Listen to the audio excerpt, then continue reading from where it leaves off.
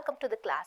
आज हम स्टार्ट करने जा रहे हैं आपके most important questions and repeated PYQs का नया सेशन, जिसमें हम डिस्कस करेंगे आपके बुक के बायोलॉजी का चैप्टर नंबर 4 हेरिडिटी, यानी जो आपकी साइंस के बुक का चैप्टर नंबर 8 है, उसके बारे में आज हम डिटेल डिस्कशन करेंगे with question and answers. Okay, actually question and answers का ही सेशन हम कर रहे हैं जो आपके बोर्ड एग्जाम्स के लिए बहुत ही ज़्यादा इंपॉर्टेंट है।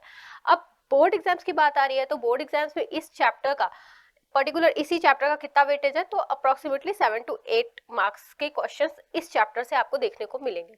टाइप्स ऑफ क्वेश्चन की बात करें तो देखो, सिंगल मार्क वाला जो क्वेश्चन होगा 1 मार्क क्वेश्चन एक है, 2 मार्क्स वाला भी एक क्वेश्चन कोई आ सकता है जो कि आपका very short answer type of question होगा, और एक क्वेश्चन आपको केस बेस से देखने को मिल सकता है। ठीक है, सिंगल मार्क में आप क्वेश्चन आपको असर्शन रीजन में भी मिल सकते हैं, या फिर आपको ये मल्टीपल चॉइस क्वेश्चंस के रूप में भी देखने को मिल सकते हैं। ठीक है, लेकिन हमारा कॉन्सेप्ट तो वही होगा सेम। पहले हम बात करेंगे टाइप ऑफ वेरिएशन की, वेरिएशन किस में ज़्यादा है किस में कम है, ये सेक्सुअल में कम है सेक्सुअल प्रोडक्शन में ज़्यादा है। उसके बाद फिर हम कुछ रूल्स की बात करेंगे ना, जो मेंडल ने एक्सपेरिमेंट्स करके कुछ 3 नियम निकाले थे, उससे रिलेटेड सारे के सारे क्वेश्चन आंसर, और लास्ट में एक टॉपिक है सेक्स डिटर्मिनेशन का। ठीक है, तो चलो अपने इस चैप्टर को स्टार्ट करते हैं।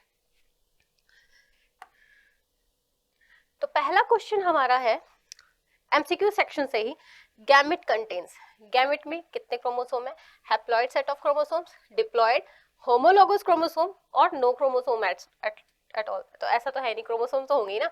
ठीक है, गैमेट्स में क्या है, हैप्लॉइड क्रोमोसोम्स होते हैं। अब हैप्लॉइड क्रोमोसोम्स कैसे होते हैं, क्योंकि अगर गैमेट फॉर्मेशन की बात करें तो आप ये होता है with the help of meiotic division. ठीक है, सेल डिवीजन आपने 2 टाइप के सेल डिवीजन पढ़े हैं, माइटोसिस एंड मियोसिस। माइटोसिस कहाँ होती है, हमारी सारी की सारी सोमैटिक सेल्स में हो रही होती है, और इसमें जो क्रोमोसोम नंबर होता है वो पेरेंट सेल के इक्वल होता है। But in the case of meiotic cell division, जहां पर गैमेट फॉर्मेशन होगा, वहां पर क्या होगा कि जो पेरेंट सेल है उसका क्रोमोसोम नंबर डॉटर के क्रोमोनोम नंबर से थोड़ा ज्यादा होता है, वो डबल होता है। डॉटर में क्या होता है, रिडक्शनल डिवीजन होता है। मियोटिक डिवीजन की वजह से पेरेंट सेल में जो क्रोमोसोम नंबर होगा उसका हाफ क्रोमोसोम नंबर आएगा, किसमें, गैमेट्स में। तो यहाँ पे होगा हैप्लॉइड क्रोमोसोम। ठीक है, चलो अब हम अपने नेक्स्ट क्वेश्चन पे चलते हैं। आंसर देखो, हैप्लॉइड क्रोमोसोम है। और हाँ, ये भी बात है कि पेरेंट सेल से माइटोसिस में एक सेल से 2 डॉटर सेल बनती है, लेकिन मियोसिस के केस में पेरेंट सेल से एक सेल से 4 डॉटर सेल्स बनेंगी। ठीक, चलो नेक्स्ट क्वेश्चन है, Mendel conducted his famous breeding experiment by working on the following. तो मेंडल ने ब्रीडिंग एक्सपेरिमेंट किया था, ठीक, और वो किस स्पीशीज पे किया था उसके बारे में पूछा है। ड्रोसोफिला नहीं, ये तो फ्रूट फ्लाई है, इस पर नहीं। ये बैक्टीरियम इश्रीशिया कोलाई है, इस पर भी नहीं। थर्ड है हमारा पाइसेल सटाइवम, जो कि है हमारे पी प्लांट, इस पे ही मेंडल ने एक्सपेरिमेंट किया था। उन्होंने क्या किया था, उन्होंने सबसे पहले एक मोनोहाइब्रिड क्रॉस लिया था, जिसका मतलब है कि उन्होंने कंट्रास्टिंग पेयर्स, कोई भी एक कंट्रास्टिंग पेयर चूज किया था। जैसे उन्होंने अपने एक्सपेरिमेंट में एक प्योर टॉल पी प्लांट का क्रॉस कराया था प्योर डॉव पी प्लांट के साथ। ठीक है, मतलब उन्होंने पहले एक कैरेक्टर चूज किया, उसके बाद उन्होंने डाई हाइब्रिड क्रॉस भी कराया था। ठीक है, लेकिन ये सारे के सारे जो एक्सपेरिमेंट उन्होंने किए थे वो किस पर किए थे, उन्होंने मटर के पौधे पे किए थे। ठीक, चलो अब अपना नेक्स्ट क्वेश्चन देखते हैं। Pisum sativum is the correct answer. चलो नेक्स्ट क्वेश्चन है, विच of the following is an example of genetic variation. ठीक है, जेनेटिक वेरिएशन के बारे में पूछ रहा है। तो वेरिएशन तो हम समझ रहे हैं, वेरिएशन का मतलब क्या है, मतलब काइंड ऑफ वैरायटी।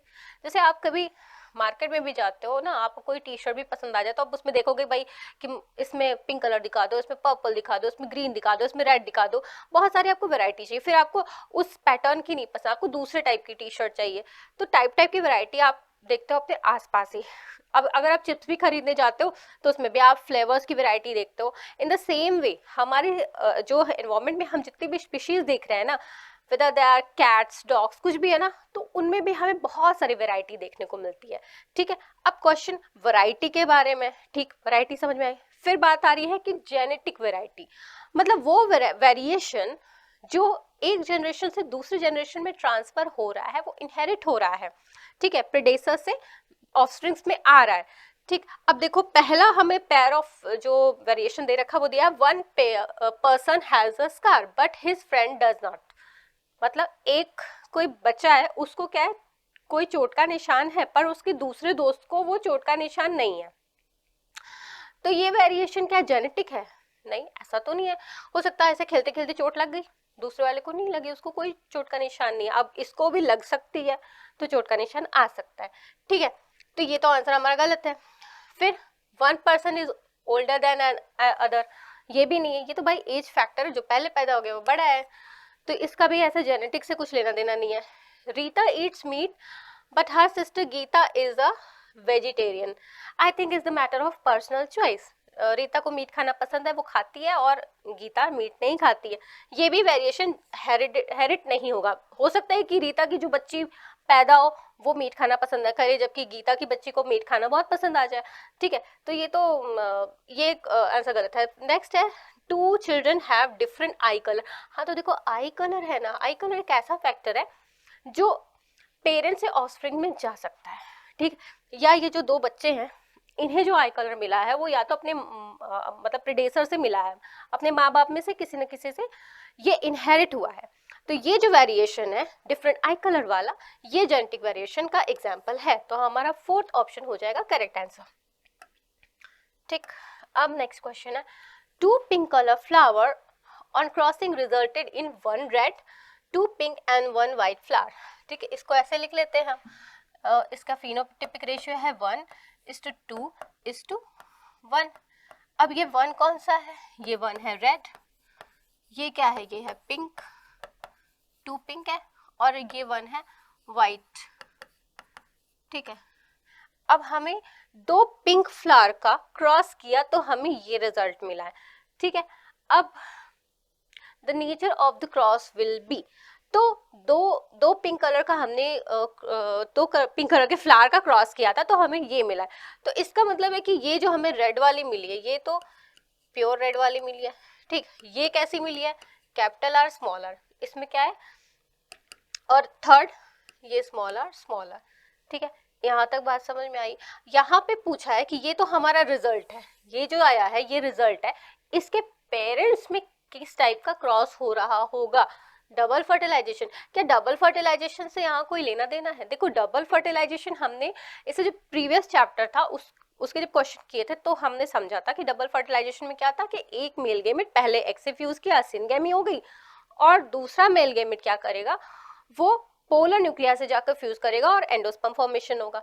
वो होता है दोबारा फर्टिलाइजेशन, तो डबल फर्टिलाइजेशन। उसका यहाँ इस कलर से, जेनेटिक्स से, हेरिडिटी से कोई लेना देना नहीं। ठीक, ये हटा दो। सेल्फ पॉलिनेशन, हाँ ये हो सकता है, यहाँ पे कोई क्रॉस नहीं है, दोनों के दोनों ही क्या है? पिंक कलर के फ्लावर है, मतलब दोनों के दोनों कैसे होंगे? Capital R small R, capital R small R, इनका जब क्रॉस किया तो हमें ये एक परनेट स्क्वायर अगर हम बनाए। ठीक है, पहले हम क्या करेंगे, यहाँ ऐसे मेल गैमेट बना देंगे, कैपिटल आर स्मॉल आर, इधर क्या बनाएंगे? Female gamete, capital R and small R, यहाँ capital R capital R, capital R and small R, capital R and small R, small R small. R देखो ये हमें वही वाला रेशियो नहीं मिल गया कि कैपिटल आर, ये कौन सा है? रेड वाला। Let me change the colour of the pen, इसको देखो मैं रेड से सर्कल कर दे रही हूँ। कैपिटल आर रेड वाला कितना है? 1 है। ठीक, फिर क्या है? पिंक कलर वाला मिला, कौन? कैपिटल आर स्मॉल आर, कितने? 2 मिले। ठीक, तो ये कितने हो गए? 2। और फिर एक स्मॉल आर मिल गया हमें, कौन सा? वाइट वाला। ठीक, ये कितना हो गया? 1। तो ऐसा नहीं है 1:2:1 जो हमें यहाँ पे मिल रहा था। ठीक, तो हमारा करेक्ट आंसर क्या होगा कि यहाँ पे ये जो दोनों पिंक कलर के फ्लावर है ना, इनमें सेल्फ पॉलिनेशन हो रहा है, कोई नया फ्लावर से कुछ अलग से क्रॉस पॉलिनेशन नहीं हुआ है, सेल्फ पॉलिनेशन हो गया, जिसके रिजल्ट से हमें ये कॉम्बिनेशन मिल रहा है। क्रॉस फर्टिलाइजेशन नहीं, क्योंकि दोनों वही सेम पिंक कलर के फ्लावर थे। नो फर्टिलाइजेशन ऐसा तो होगा ही नहीं, वरना फिर फ्लावर प्रोड्यूस ही नहीं हो रहे होंगे। चलो हमारा सेकेंड आंसर इसमें करेक्ट है। हाँ देखो, self pollination is the correct answer. Next question है, in humans if gene capital B gives brown eyes and gene small b gives blue eyes, What will be the color of the eyes of the person having combination capital B small B and capital B capital B? ठीक है, अब देखो एक बहुत ही छोटी सी trick है, इस चीज को समझ लो। कोई भी कलर दे रखा हो, कुछ भी दे रखा हो, आपको उसमें नहीं फंसना है। आपको बस ये देखना है कि जहां पर आपको कैपिटल लेटर से कुछ भी रिप्रेजेंट किया गया है, like in the case of this question आपको कैपिटल बी रिप्रेजेंट किया गया है क्या, ब्राउन कलर। तो ये जो ब्राउन कलर है यही आपका डोमिनेटिंग कैरेक्टर होगा, ठीक है, सॉरी ये है डोमिनेटिंग, ठीक है, डोमिनेटिंग कैपिटल बी। और अगर ये स्मॉल बी है, स्मॉल बी छोटू सा मतलब रेसेसिव, कहीं पे भी कैपिटल लेटर से कुछ भी रिप्रेजेंट है वो डोमिनेटिंग कैरेक्टर है, और अगर स्मॉल लेटर से कुछ भी रिप्रेजेंटेड है तो वो आपका रेसेसिव जीन होगा, रेसेसिव कैरेक्टर होगा। तो हमको ये पता है कि जो डोमिनेटिंग कैरेक्टर होता है वो लॉ ऑफ डोमिनेंस के तहत जो भी कैरेक्टर है वही रिप्रेजेंट करेगा, अपना कैरेक्टर रिप्रेजेंट करेगा, चाहे ये होमोजाइगस कंडीशन में है चाहे ये हेट्रोजाइगस कंडीशन में, ठीक है, बात आई समझ। देखो अब यहाँ पर जो पहला हमें केस दे रखा है, यहाँ पर दे रखा है capital B and small B. हमें पता है कैपिटल बी क्या है, डोमिनेटिंग कैरेक्टर, और डोमिनेटिंग कैरेक्टर क्या रिप्रेजेंट करेगा, ये रिप्रेजेंट करेगा ब्राउन आई कलर, ठीक है। अब हेट्रोजाइगस कंडीशन में भी because of dominant law of dominance ये क्या कर रहा है, अपना कैरेक्टर को एक्सप्रेस कर रहा है, स्मॉल बी की कैरेक्टर को क्या कर दे रहा है, सप्रेस कर दे रहा है, उसे छुपा ले रहा है और अपना कैरेक्टर शो कर दे रहा है। तो ये लॉ ऑफ डोमिनेंस का कैरेक्टर शो हो गया, यहाँ पे ब्राउन कलर शो होगा। और जब ये अपने होमोजाइगस कंडीशन में, होमोजाइगस स्टेट में प्रेजेंट है ही, तो ये तो ब्राउन कलर शो करेगा ही, ठीक है। तो ये दोनों ही केसेस में जो आई कलर होगा वो ब्राउन कलर ही होगा। तो दोनों हमारा ब्राउन ब्राउन कहाँ पे प्रेजेंट है, वो प्रेजेंट है हमारा ए ऑप्शन में, ठीक। चलो अब हम नेक्स्ट क्वेश्चन देखते हैं। The genotypic ratio of a monohybrid cross in F2 generation is, ठीक है, मोनोहाइब्रिड क्रॉस, सबसे पहले मोनोहाइब्रिड क्रॉस क्या होता है, जब कोई एक कंट्रास्टिंग कैरेक्टर्स में हम क्रॉस कराएंगे तो वो कहलाएगा मोनोहाइब्रिड क्रॉस, ठीक। जैसे मेंडल ने जो एक्सपेरिमेंट किया था उसमें उन्होंने पाइसम सटाइवम यानी पी प्लांट का दो टाइप के प्योर प्लांट लिए थे, एक उन्होंने लिया था on the basis of stem length, एक उन्होंने लिया था टॉल पी प्लांट, एक उन्होंने लिया था डॉफ पी प्लांट, ठीक है। तो जो उन्होंने टॉल पी प्लांट लिया था उसमें हम पेरेंट जनरेशन का पहले बना लेते हैं।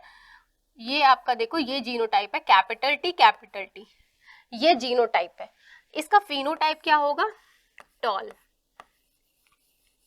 ठीक।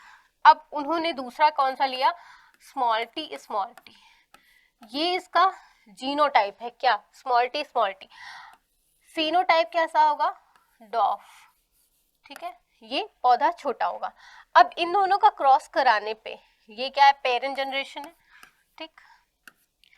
जो हमारी फर्स्ट जनरेशन आएगी वो F1 वो ऐसी आएगी, क्या ये क्या है, जीनोटाइप है, ये हमें दिख नहीं रहा है कि इसमें दोनों कैरेक्टर्स मौजूद है, टॉल के भी और शॉर्ट के भी। ये हमको क्या लग रहा है, फिनोटाइप, क्योंकि इसका टॉल है तो हमें लग रहा है ये तो टॉल ही है। जो स्मॉल टी वाले कैरेक्टर्स थे वो कहीं छुप गए या वो आए ही नहीं, वो अभी कंफ्यूजन थी अभी तक, ठीक। कहाँ कब तक, F1 जनरेशन तक, फर्स्ट फिलियल जनरेशन तक, ठीक है। उसके बाद इस F1 जनरेशन के जो प्लांट्स हैं उनकी सेल्फिंग कराने पे कैसे प्लांट्स प्रोड्यूस होंगे, ठीक। अब इसको देखो, यहाँ पे हम एक पनेट स्क्वायर बना लेते हैं, ऊपर के साइड हम क्या लिख देंगे, मेल गैमेट्स लिख देंगे, कौन से, कैपिटल टी, स्मॉल टी, इसी प्लांट वाले। इधर के साइड हम लिखेंगे फीमेल गैमेट्स, यहाँ कैपिटल टी, स्मॉल टी। अब ये capital T, capital T, capital T, small T, capital T, small T, small T and small T, ठीक है। यहाँ पर हमें कैसे कैरेक्टर मिल रहे हैं, अगर हम फिनोटाइप की बात करें, because of law of dominance, जहां जहां कैपिटल है, एक भी कैपिटल लेटर मौजूद है तो वो टॉल कैरेक्टर ही शो करेगा। फिनोटिपिक रेशियो इसका क्या है, फिनोटाइप वो है 3:1, ये क्या है 3, 3 है टॉल और 1 क्या है डॉर्फ।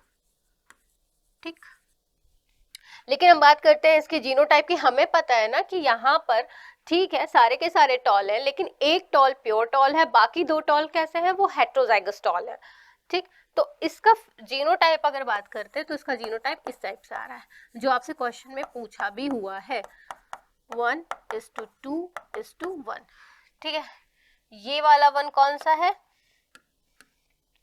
ये 1 है, ये वाला होमोजाइगस टॉल। ठीक, फिर 2 कौन सा है, वो 2 ये है हेट्रोजाइगस टॉल। ठीक है, मतलब ये प्योर टॉल है, ये इम्प्योर टॉल। इम्प्योर ही तो हुआ ना, मतलब हेट्रोजाइगस है, इसमें रिसेसिव जीन भी है, उसका भी कैरेक्टर है। फिर आपका क्या आता है फाइनली, होमोजाइगस रेसेसिव, होमोजाइगस डॉफ। ठीक है, डॉफ अपना होमोजाइगस कंडीशन में ही अपने कैरेक्टर को एक्सप्रेस कर पाएगा। ठीक, तो हमें जीनोटिपिक रेशियो पूछा था, जीनोटिपिक रेशियो हमारा 1:2:1 है, वो कहाँ दिया, हमारे ऑप्शन नंबर डी में। ठीक है, चलो हाँ ऑप्शन नंबर डी सही है। उसके बाद नेक्स्ट क्वेश्चन हमारा, which of the following statement is not true with respect to variation. देखो वेरिएशन की बात कर रखी है, वेरिएशन हमें बताना है कि क्या सही नहीं है, क्या ट्रू नहीं है। ठीक है, वेरिएशन ध्यान रखना है कि वेरिएशन के बारे में क्या बात सही नहीं है, वो इन 4 ऑप्शन को देख के बताना है। पहला ऑप्शन है all variation in a species have equal chances of survival. तो देखो पहला ही थोड़ा सा सस्पिशियस काइंड ऑफ लग रहा है। क्यों, क्योंकि एक एग्जांपल लेते हैं हम बीटल्स का। ठीक है, पहले क्या था कि रेड कलर के बीटल्स थे, तो क्रो बहुत जल्दी उन्हें आइडेंटिफाई कर लेता था, कहाँ पे, चाहे वो ग्रास में हो चाहे वो पेड़ पर हो, कहीं पर भी हो, तो क्रो के लिए बहुत इजी था कि ग्रीन ग्रीन ग्रास पे रेड कलर का कोई इंसेक्ट है तो वो खा जाता था। तो रेड बीटल्स की पॉपुलेशन नहीं बढ़ रही थी। फिर उनमें बिकॉज ऑफ डीएनए कॉपिंग या ड्यूरिंग सेक्सुअल रिप्रोडक्शन किसी भी वजह से क्या हुआ कि एक वेरिएशन उनमें जनरेट हुआ, रेड कलर के बीटल्स का कलर अब 2 कलर में दिखने लग गया, एक ग्रीन में और एक ब्लू कलर में। तो हुआ ये कि जो ग्रीन कलर के बीटल्स थे उनको आइडेंटिफाई कर पाना क्रो के लिए थोड़ा सा मुश्किल था। ठीक है, क्रो उनको बहुत जल्दी से आइडेंटिफाई नहीं कर पा रहा था, क्योंकि वो काइंड ऑफ कैमोफ्लेज सिचुएशन हो जाती थी, वो ग्रीन कलर के बीटल्स उसी में छुप जा रहे थे। ठीक, तो उनको वो ढूंढ नहीं पाता था, ग्रीन कलर के बीटल्स की पॉपुलेशन बढ़ने लग गई। But on the another hand वो क्या हुआ, जो ब्लू कलर के बीटल्स थे उसका क्या हुआ, वो तो तब भी आइडेंटिफाइबल थे। क्यों, क्योंकि ब्लू कलर वो इजिली क्रो को दिख जा रहा था, ग्रीन कलर से वो आइडेंटिफाई कर ले रहा था। ठीक है, तो यहाँ देखो वेरिएशन तो हुआ है, बट दोनों टाइप के जो बीटल्स है उनका इक्वल चांसेस ऑफ सर्वाइवल हो रहा है क्या, नहीं। जो ग्रीन कलर के बीटल है उनका क्या हो रहा है, उनकी पॉपुलेशन बढ़ती चली जा रही है, वो बढ़ते जा रहे हैं, वो उनको क्रो देख नहीं पा रहा है और वो अच्छे खासे उनकी तादाद बढ़ गई है। लेकिन जो ब्लू कलर वाले हैं या जो रेड कलर के बीटल्स थे, रेड कलर वाले इंसेक्ट थे, वो क्रो के लिए बहुत इजीली आइडेंटिफाइबल थे और उनकी पॉपुलेशन क्या हो रही थी, कम होती जा रही थी। ठीक है, तो पहला ही ऑप्शन जो है वेरिएशन के बारे में हमें गलत मिल गया है कि all variation in A species have equal chances of survival, ऐसी बात नहीं है, ये सच नहीं है। तो हमारा पहला ऑप्शन ही करेक्ट हो जाएगा। अच्छा, बाकी ऑप्शन भी देख लेते हैं, क्योंकि वेरिएशन के रिस्पेक्ट में क्या क्या सही बात है वो भी आपको पता होनी चाहिए।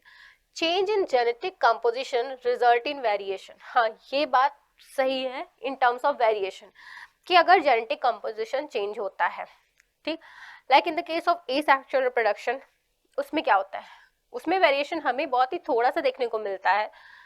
वो भी क्यों देखने को मिलता है कि वहां पर थोड़ी सी चेंजेस हो जाती हैं eight the time of DNA कॉपिंग। तो डीएनए कॉपिंग होते टाइम कुछ अगर उसमें से चेंजेस हो जा रहे हैं तो वो लीड कर रहे हैं किसको, वेरिएशन को। तो वही बात तो लिखी है, changes in genetic composition result in variation. ठीक, एसेक्सुअल रिप्रोडक्शन में क्या होगा, eight the time of DNA कॉपिंग ये वेरिएशन देखने को मिल सकते हैं जो कि बहुत मिनिमल होते हैं। ठीक, और वेरिएशन सबसे ज्यादा कहाँ पे होते हैं, ये होते हैं इन the case of sexual reproduction. वहां पे वेरिएशन क्यों ज्यादा होते हैं, क्योंकि देखो वहां तो सबसे पहली बात है कि मियोसिस प्रोसेस के दौरान गैमेट फॉर्मेशन होता है। ठीक, गैमेट फॉर्मेशन होता है, गैमेट फॉर्मेशन में भी हमने बहुत सारे जो मियोसिस की स्टेजेस पढ़ी है, 1 सेल से 4 सेल में चेंज होती है।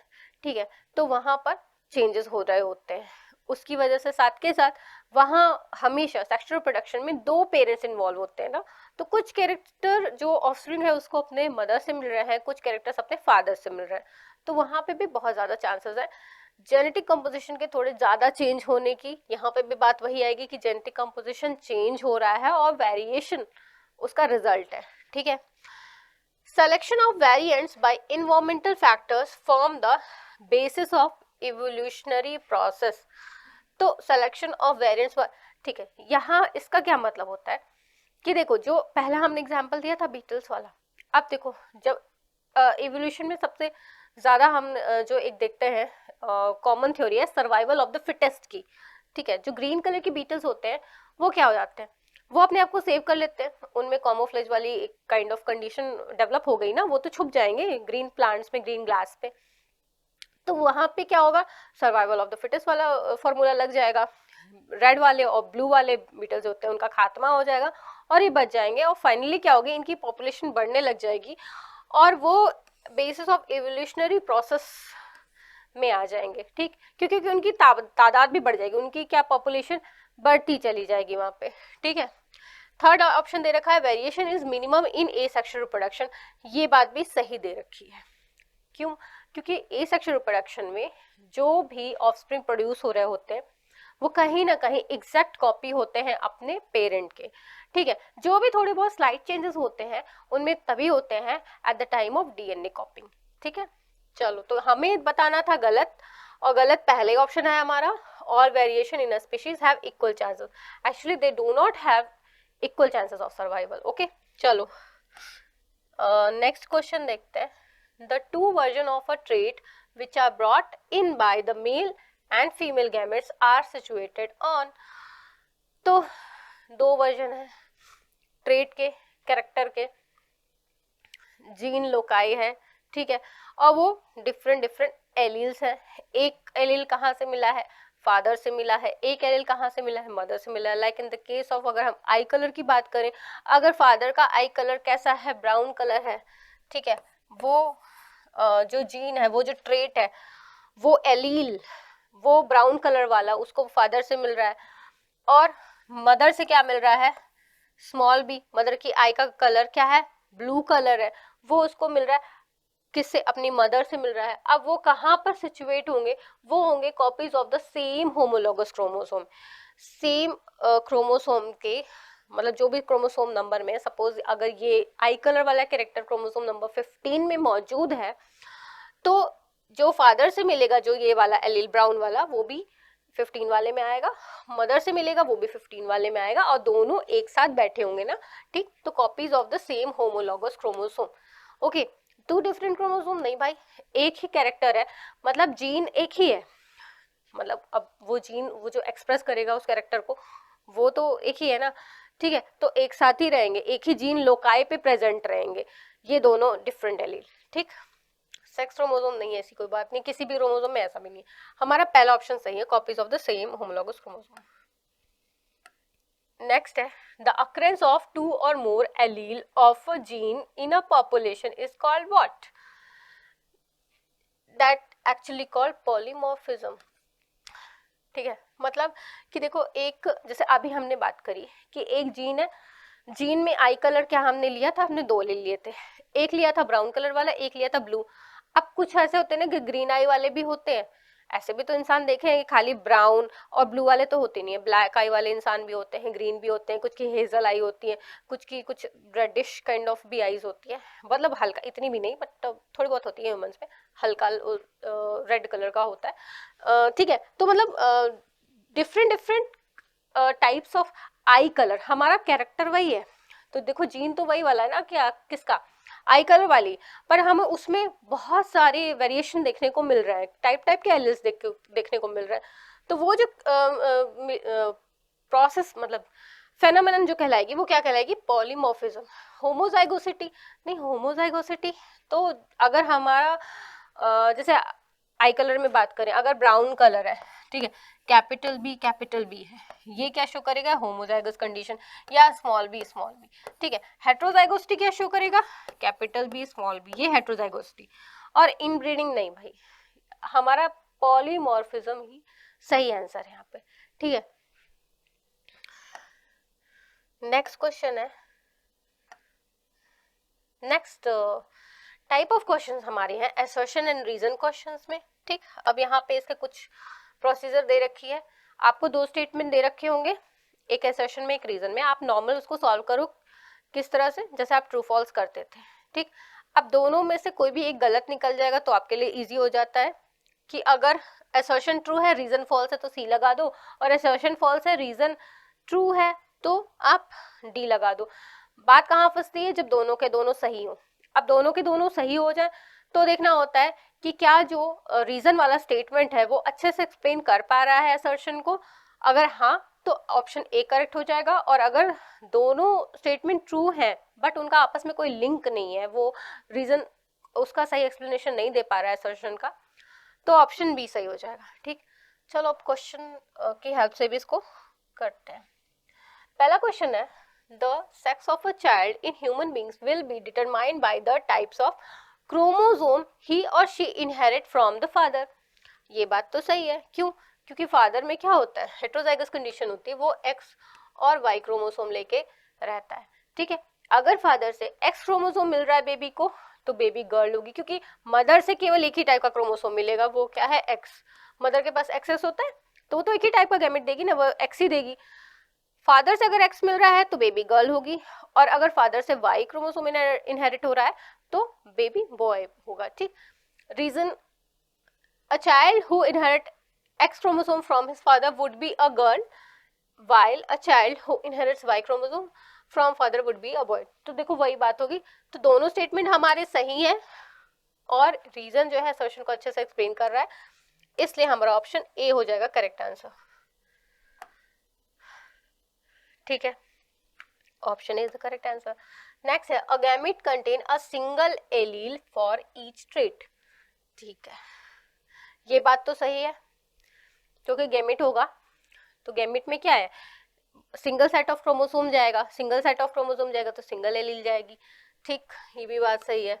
अब ऐसा होगा क्यों, during gametogenesis the two alleles of each trait segregate, one passing into each gamete at random. हाँ ये बात भी सही है, क्योंकि देखो जो हमारा गैमेट फॉर्मेशन होता है वो हमने अभी बताया था कि किस डिवीजन के थ्रू होता है, वो रिडक्शनल डिवीजन या मियोसिस के थ्रू हो रहा होता है, और एक जो पेरेंट सेल होती है उससे 4 डॉटर सेल बनी होती है, ठीक। और पेरेंट सेल का जो क्रोमोसोम नंबर होता है वो डॉटर सेल में हाफ हो जा रहा होता है, ठीक। हाफ हो जाएगा तो एक ही सेट जो एलील होगा वो गैमेट में पहुंचेगा, ठीक। तो असर्शन और रीजन दोनों ही सही है, और रीजन सही से एक्सप्लेन कर रहा है, तो ऑप्शन ए हो जाएगा करेक्ट आंसर। ओके, अब नेक्स्ट क्वेश्चन देखते हैं। A geneticist crossed a pea plant having violet flower with a pea plant with white flower. He got all violet flower in first generation, ठीक है। मतलब उसने जो जेनेटिसिस्ट ने ले रखा था वो क्या लिया था, कैपिटल वी ये डोमिनेटिंग कैरेक्टर का ले रखा था। ऐसा क्यों, मैंने इधर डोमिनेटिंग इसको ही क्यों माना, क्योंकि देखो इसका क्रॉस जब उन्होंने व्हाइट फ्लावर के साथ कराया जो कि स्मॉल वी है, इसके साथ कराया तो सारे के सारे उसको मिले violet, capital V small V, ठीक है। ये क्या है, डोमिनेटिंग है, ये क्या है, रेसेसिव है, ये हेट्रोजाइगस डोमिनेटिंग है, और ये क्या क्या शो करेगा, वॉयलेट कलर शो करेगा, ठीक है। सही बात, ऐसा ही होता है, लॉ ऑफ डोमिनेंस में हमने पढ़ भी रखा है, एक दो अभी एग्जाम्पल के थ्रू देखा भी था क्वेश्चंस में कि ऐसा ही होता है। अब इसका रीजन दिया है कि wild flower gene is not passed on to the next generation. ये तो गलत बात है, क्योंकि इन दोनों का क्रॉस हम कराते हैं जब कैपिटल और स्मॉल वी का, तो यहाँ पे इसका क्रॉस कराने में एक ही टाइप के सारे प्लांट्स होते हैं कैपिटल वी स्मॉल वी बनते हैं, लेकिन रिसेसिव कैरेक्टर भी तो पास हो रहा है ना, भले से ये क्या है अभी हाइडिंग स्टेज में, अभी ये क्या है, ये दिखाई नहीं दे रहा है, ये रिसेसिव है, ये डोमिनेटिंग स्टेज वाला जो कैरेक्टर है वो ज्यादा हावी है, वो अपना कैरेक्टर शो कर रहा है, अपने कैरेक्टर को एक्सप्रेस नहीं कर पा रहा, पर इसका ये बिल्कुल भी मतलब नहीं है कि ये पास नहीं हुआ है नेक्स्ट जनरेशन में, ठीक है। ये भी आता है और ये F2 जनरेशन में अपने कैरेक्टर को एक्सप्रेस कर पाएगा। तो हमारा असर्शन सही है, बट रीजन गलत है, तो आई गेस इसका आंसर हमारा सी सही जाएगा। ठीक, चलो, हाँ, assertion is true but reason is false। Next है DNA is the genetic material. हाँ सही है, डीएनए जेनेटिक मटेरियल है। क्यों? क्योंकि डीएनए ही इनहेरिट होता है from parent generation to offspring. ठीक है, एक जनरेशन से दूसरे जनरेशन तक डीएनए ही इनहेरिट हो रहा होता है, और उसकी वजह से जो कैरेक्टर्स है या जो ऑफस्प्रिंग्स है, कि ह्यूमन के बच्चे ह्यूमन जैसे दिख रहे हैं, डॉग के डॉग जैसे, कैट के कैट जैसे, तो और जो सारे कैरेक्टरिस्टिक्स हैं जो शो हो रहे होते हैं वो इसी वजह से हो रहे होते हैं। इसका रीजन दिया है it is a polymer of nucleotide. तो देखो बात तो सही है, क्यों न्यूक्लियोटाइड्स का पॉलीमर है। कौन कौन से? देखो, दो न्यूक्लियोटाइड्स के टाइप है, प्यूरिन एंड पिरिमिडिन। ठीक, उसमें से भी क्या है, adenine, guanine, thymine, cytosine. Okay, ये क्या है आपके न्यूक्लियोटाइड्स हैं, ये पॉलीमर है, ये बात भी सच है। लेकिन बात दोनों सही है, लेकिन ये रीजन असर्शन को अच्छे से एक्सप्लेन नहीं कर पा रहा है। अगर यहाँ पे लिखा होता कि DNA genetic material because it inherit from one generation to another, तभी तो जेनेटिक मटेरियल होगा, क्योंकि हेरिडिटी कॉज कर रहा है, एक जनरेशन से दूसरे जनरेशन में कैरेक्टर्स को ट्रांसफर कर रहा है, तब तो हम इसको सही मानते हैं कि हाँ both statement and reason are true and reason is the correct explanation of this assertion, तो ऑप्शन ए सही होता। लेकिन यहाँ पर ऐसा नहीं है, यहाँ पे हमारा ऑप्शन बी सही होगा कि दोनों स्टेटमेंट सही तो है, बट इसका इससे कोई लेना देना नहीं है।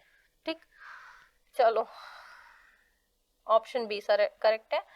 The assertion and reason are correct but the reason is not the correct explanation of the assertion.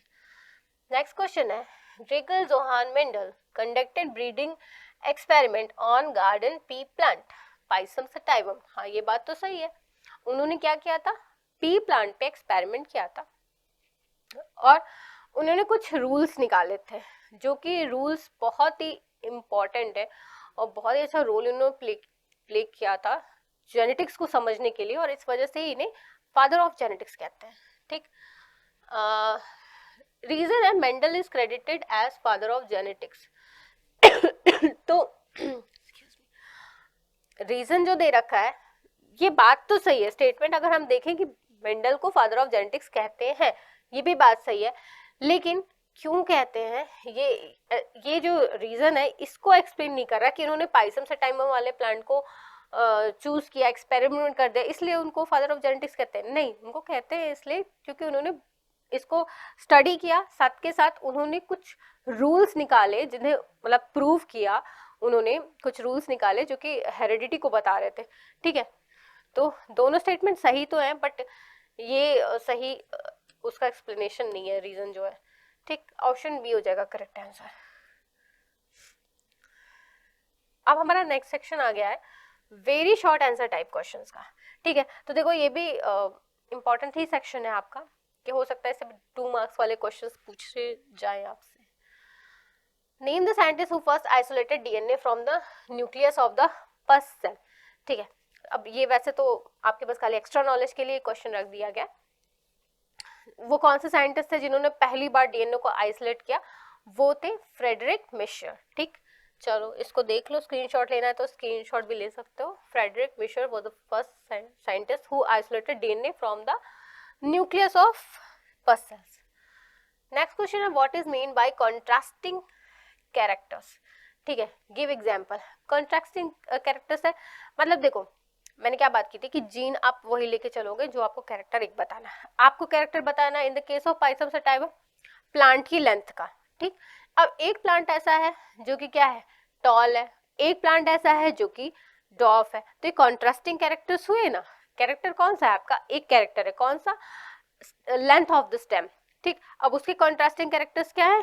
एक प्लांट आपका टॉल है, एक प्लांट क्या है, डॉफ है। अगर हम इस तरह से एक और कॉन्ट्रास्टिंग पेयर ऑफ कैरेक्टर ले लें तो वो हम ले सकते हैं सीड शेप का। एक सीड कैसी है? राउंड शेप की है, एक सीड कैसी है? रिंकल्ड है। ठीक है, चलो इसका भी आंसर आप देख लो, स्क्रीनशॉट लेना चाहो तो स्क्रीनशॉट भी ले सकते हो।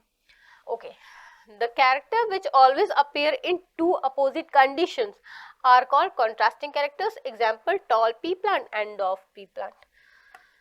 नेक्स्ट है how many pairs of chromosomes are present in human beings. तो कौन नहीं जानता, बच्चा बच्चा जानता है कि कितने पेयर्स ऑफ क्रोमोसोम है। 23 पेयर्स ऑफ क्रोमोसोम्स, जिसमें से भी 22 जो होते हैं वो क्या होते हैं, ऑटोसोम्स होते हैं, वो क्या होते हैं, सोमेटिक सेल्स के होते हैं। और जो एक सेट है वो लास्ट वाला 23rd वो क्या है, वो सेक्स क्रोमोसोम या एलोसोम्स, ठीक है। इसको देख लो, in human beings 23 pair of chromosomes are present in each cell. Out of 23, 22 pair chromosome are carry genes which control somatic traits, मतलब जो हमारी नॉर्मल जो ट्रेट्स है उनके लिए रिस्पॉन्सिबल है। These chromosomes are called what? These are called autosomes. The 23rd pair is called sex chromosome और allosomes.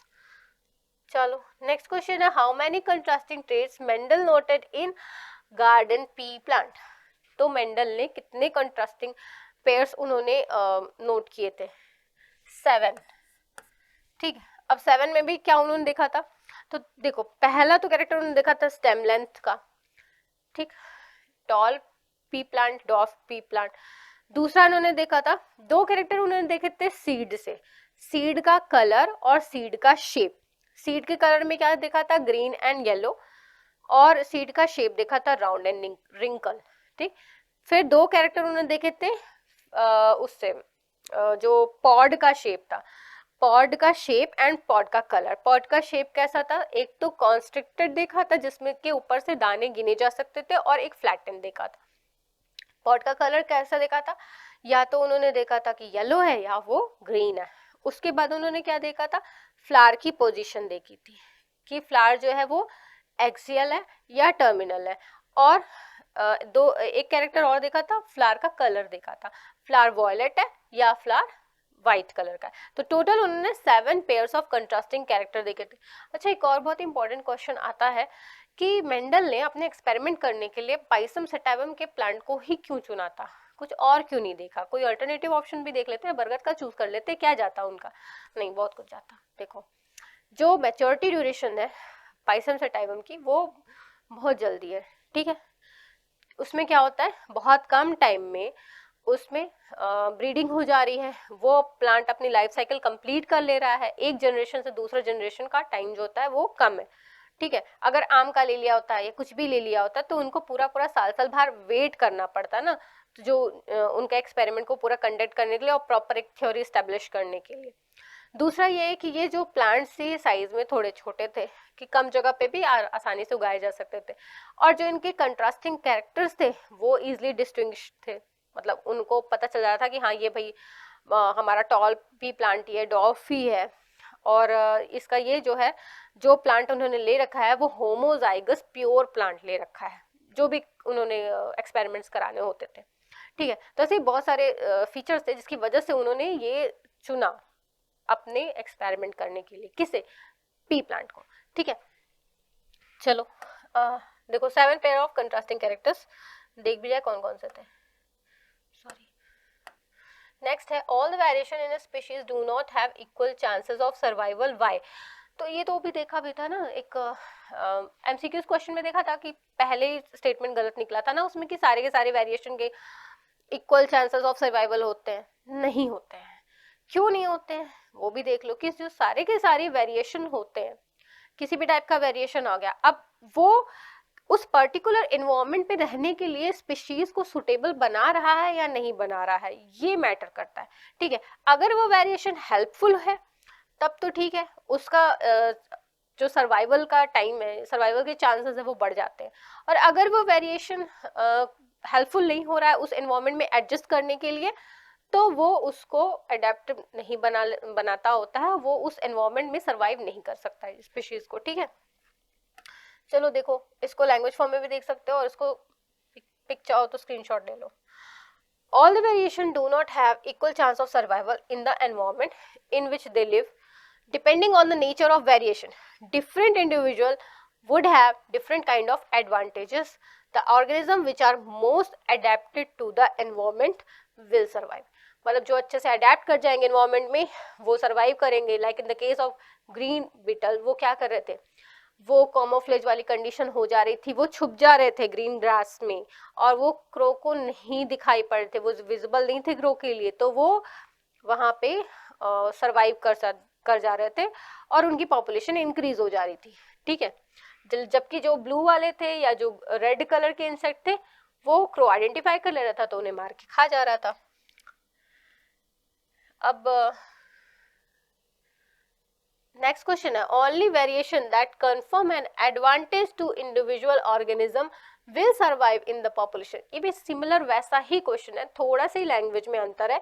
यहाँ पे बात बोलिए कि ये हमें पहले ही बता दे रहा है कि जो वेरिएशन कुछ एडवांटेज दे देते हैं इंडिविजुअल को, उनका ही सर्वाइवल के जो चांसेस होती है वो ज्यादा होती है। इस स्टेटमेंट को जस्टिफाई करना है। सेम वही चीज है, इसको भी देख लो, लैंग्वेज फॉर्म में दे रखा है।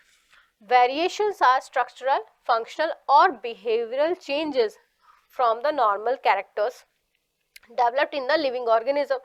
Inheritable variations participate in evolution. ठीक, according to Darwin, natural selection sorts of individual with favorable variation. Such organism will survive, reproduce more and thus will leave more progenies, hence useful variation get established in nature. अब Darwin की बात आके ये मत सोच लेना कि ये तो हमारे चैप्टर से उड़ा दिया गया है ये पार्ट, ये तो इवोल्यूशन का पार्ट तो है नहीं, फिर मैम ने क्यों बताया। देखो यहाँ पे आपका वेरिएशन है ना इस क्वेश्चन में टर्म, ठीक, वेरिएशन है आपके सिलेबस में और वेरिएशन से रिलेटेड क्वेश्चंस भी बन सकते हैं। अब डार्विन के बारे में मत लिखो, कोई बात नहीं, बट आप ये तो जरूर बताओगे ना कि वो वेरिएशन जो कहीं ना कहीं हेल्पफुल है ऑर्गेनिज्म के लिए, उनकी एडेप्टेबिलिटी को बढ़ा रहे हैं। Like in the case of bacteria, अगर हम ये देख रहे थे कि उसमें वेरिएशन आ रहा है, पहले जो नॉर्मल बैक्टीरिया था वो 35 डिग्री सेंटीग्रेड पे ही सर्वाइव कर जा रहा था, उससे ज़्यादा अभी उसमें कोई चेंजेस नहीं है। लेकिन जब उसमें कुछ eight the time of DNA कॉपिंग कुछ चेंजेस आ गए, कुछ वेरिएशन आ गए, तो वो हॉट स्प्रिंग्स में भी सर्वाइव करने के लिए एडेप्टेबल हो गया। बाद में एवोल्यूशनरी कंडीशंस चेंज हुई, एवोल्यूशनरी कंडीशंस चेंज होने के बाद जो वहाँ का एनवायरनमेंट था, वहाँ का टेम्परेचर राइज हो गया, तो जो पहले के बैक्टीरिया थे जो कि टेम्परेचर अप टू 35 डिग्री ही झेल पा रहे थे, वो तो मर गए। लेकिन जिनमें वेरिएशन हुआ था वो क्या कर रहे हैं, वो अभी भी वहाँ पे सर्वाइव कर पा रहे हैं, उनकी पॉपुलेशन ग्रो हो रही है। ठीक है, तो आप इस तरह के एग्जाम्पल्स दे करके अपने इस स्टेटमेंट को जस्टिफाई कर सकते हो। ठीक, वेरिएशन आपके कोर्स में है तो ये क्वेश्चन इंपॉर्टेंट है, ये आ सकता है। नेक्स्ट क्वेश्चन है, a Mendelian experiment consists of breeding pea plant bearing violet flower with pea plant bearing white flower. What will be the result in F1 progeny? तो इसको कर लो, आई गेस ऐसा question हमने देखा था। ठीक है, वॉयलेट फ्लावर है, कैपिटल वी लिख लो इसको। ठीक, इसका हमें फिनोटाइप कैसा दिया है, वॉयलेट दे रखा है, वाइट फ्लावर है, स्मॉल वी, इसको कैसे लिख लो, फिनोटाइप वाइट है। ठीक, अब इनका क्रॉस कराने पे सिंगल टाइप के 100% हमको सारे के सारे ऐसे ही मिलेंगे, कैपिटल वी स्मॉल वी। ये हेट्रोजाइगस डोमिनेंट कंडीशन है, लेकिन इसका भी फिनोटाइप हमें कैसा मिलेगा, वॉयलेट ही मिलेगा। और ये क्या है, हमारी first filial generation F1 generation है। ठीक है, ये क्या है, F1 जनरेशन है और उसी के बारे में पूछा ही था, तो सारे के सारे हमें वॉयलेट ही मिलेंगे और इसका जीनोटाइप होगा कैपिटल वी स्मॉल वी। चलो, according to the Mendelian experiment, violet flower is dominating trait, while white color is recessive. Hence, the color of the flower in F1 progeny will be violet, but in heterozygous condition. ठीक है, homozygous नहीं है ये। What is a gene? ठीक, तो gene क्या है, तो देखो जीन वो gene is a segment of chromosome which is actually responsible for a particular trait or character. ठीक, आपका जो क्रोमोसोम है उसका एक छोटा सा पार्ट है जीन, जो कि किसी एक स्पेसिफिक कैरेक्टर्स को शो करने के लिए रिस्पॉन्सिबल होता है। ठीक है, और हमने कहा जाता है ना कि ये जीन्स आपको अपने मदर से मिले हैं, फादर से मिले हैं, तो मतलब ये पर्टिकुलर कैरेक्टर के लिए जो रिस्पॉन्सिबल पार्टिकल है ना, वो आपको यहाँ से मिला है। ठीक, चलो इसको लैंग्वेज फॉर्म में भी देख लो। A gene is a unit of DNA on a chromosome which governs the synthesis of a particular protein that controls specific characters or traits in an organism. Like in the case of, जैसे आपका hair का texture है या hair colour है, आपके बाल curly हैं या स्ट्रेट हैं या वेवी हैं, आपका आई कलर कैसा है, ब्राउन है, ब्लैक है, ब्लू है, आपका स्किन कलर कैसा है, फेयर है, डस्की है, जैसा भी है, वो कहीं ना कहीं डिफाइन होता है किसी एक जीन से, ठीक है। और जीन क्या है, वो सेगमेंट ऑफ डीएनए है, वो सेगमेंट आपके क्रोमोसोम का है, वो जो को आपको कहाँ से मिला है, आपके पेरेंट्स से मिल रहा है, ठीक। और वो एक पर्टिकुलर कैरेक्टर्स को शो करने के लिए रिस्पॉन्सिबल है। अच्छा, अब हमारा नेक्स्ट सेक्शन आ जा रहा है शॉर्ट आंसर टाइप क्वेश्चन का। पहला क्वेश्चन है, what are chromosome, explain how in sexually reproducing organism the number of chromosome in the progeny is maintain, ठीक। तो क्रोमोसोम क्या है, देखो जब आपने 9th में क्या एक सेल का स्ट्रक्चर पढ़ा था, सेल का स्ट्रक्चर पढ़ा था, सेल के सेंटर पे आपने क्या पढ़ा था, न्यूक्लियस पढ़ा था, ठीक। न्यूक्लियस में आपने क्या पढ़ा था, क्रोमेटिन थ्रेड्स पढ़े थे, ठीक। जी यही क्रोमेटिन थ्रेड्स होते हैं, इनमें क्या है, डीएनए एंड हिस्टोन प्रोटीन, और ये थ्रेड लाइक स्ट्रक्चर्स ही क्या होते हैं, क्रोमोसोम होते हैं, जो कि हमारे सारे का सारा जेनेटिक कंटेंट को क्या करते हैं, इनहेरिट कर रहे होते हैं, ठीक है। जब इसमें सेल डिवीजन होती है उस टाइम पे क्या होता है, एक फेज है प्रोफेज मेटाफेज, उस टाइम पे क्या होता है, मेटाफेज में क्या होता है, हमारा क्रोमोसोम जो होता है वो काफी अच्छे से क्लियरली शो होने लग जा रहा होता है, ठीक है, at the time of cell division. ये क्रोमोसोम ही रिस्पॉन्सिबल होते हैं एक कैरेक्टर्स के ट्रांसमिट होने में, जैसे कि अगर एक सेल से दूसरी सेल बन रही है ना, तो ये क्या होते हैं, क्रोमोसोम डीएनए, सबसे पहले तो डीएनए कॉपी हो रहा होगा, ठीक है। जब सेल डिवाइड हो जाएगी तो ये सारे के सारे सेट ऑफ क्रोमोसोम जो है ये दोनों सेल्स में इक्वल क्वांटिटी में होंगे इन the case of mitosis. Chromosome equal quantity में किस में होंगे, इन the case of mitosis, meiosis नहीं। मियोसिस में क्या होगा, डिफरेंट डिफरेंट सबसे पहले रिडक्शनल डिवीजन होगी, रिडक्शनल डिवीजन होने की वजह से हाफ सेट ऑफ क्रोमोसोम जाएंगे ऑफस्प्रिंग में, half set of chromosome mother से मिलेंगे, half set of chromosome father से मिलेंगे, और ये इंश्योर करेगा कि जो ह्यूमन में जो नंबर ऑफ क्रोमोसोम है वो सेम ही रहेगा, ठीक। नहीं तो क्या हो सकता था कि 46 क्रोमोसोम अगर मदर से भी मिल गया, 46 फादर से भी मिल गया, फिर वो कंबाइंड हुए तो आप में 92 क्रोमोसोम हो जाता है, आप ह्यूमन की जगह पता नहीं क्या ही बन जाते, ठीक है। तो यहाँ पे बात होती है कि क्रोमोसोम किस तरह से मेंटेन रहता है फ्रॉम पेरेंट टू ऑफस्प्रिंग, ठीक। अब इसको लैंग्वेज फॉर्म में आप लेना चाहो स्क्रीनशॉट तो ले सकते हो, इसको पढ़ भी लेते हैं। Chromosome are what, they are long DNA strands present in nucleus carrying genes which code for a trait, ठीक है, जो कि एक पर्टिकुलर कैरेक्टर के लिए क्या होती है, इंफॉर्मेशन अपने अंदर रखे होते हैं। Hence they are the hereditary material in an organism. Each cell has 2 copies of chromosome, one each from a male and a female parent, ठीक है, एक मदर से एक फादर से। In sexually reproducing organism where fusion of gametes takes place, one chromosome from each pair is taken up in formation of gamete, ठीक है, एक chromosome each pair से मिलेगा formation of gametes.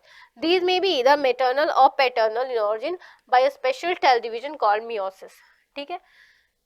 When two gamete cells fuse, they restore the original number of chromosome in the progeny, ठीक। जैसे father से आपको कितने क्रोमोसोम मिलेंगे, 23।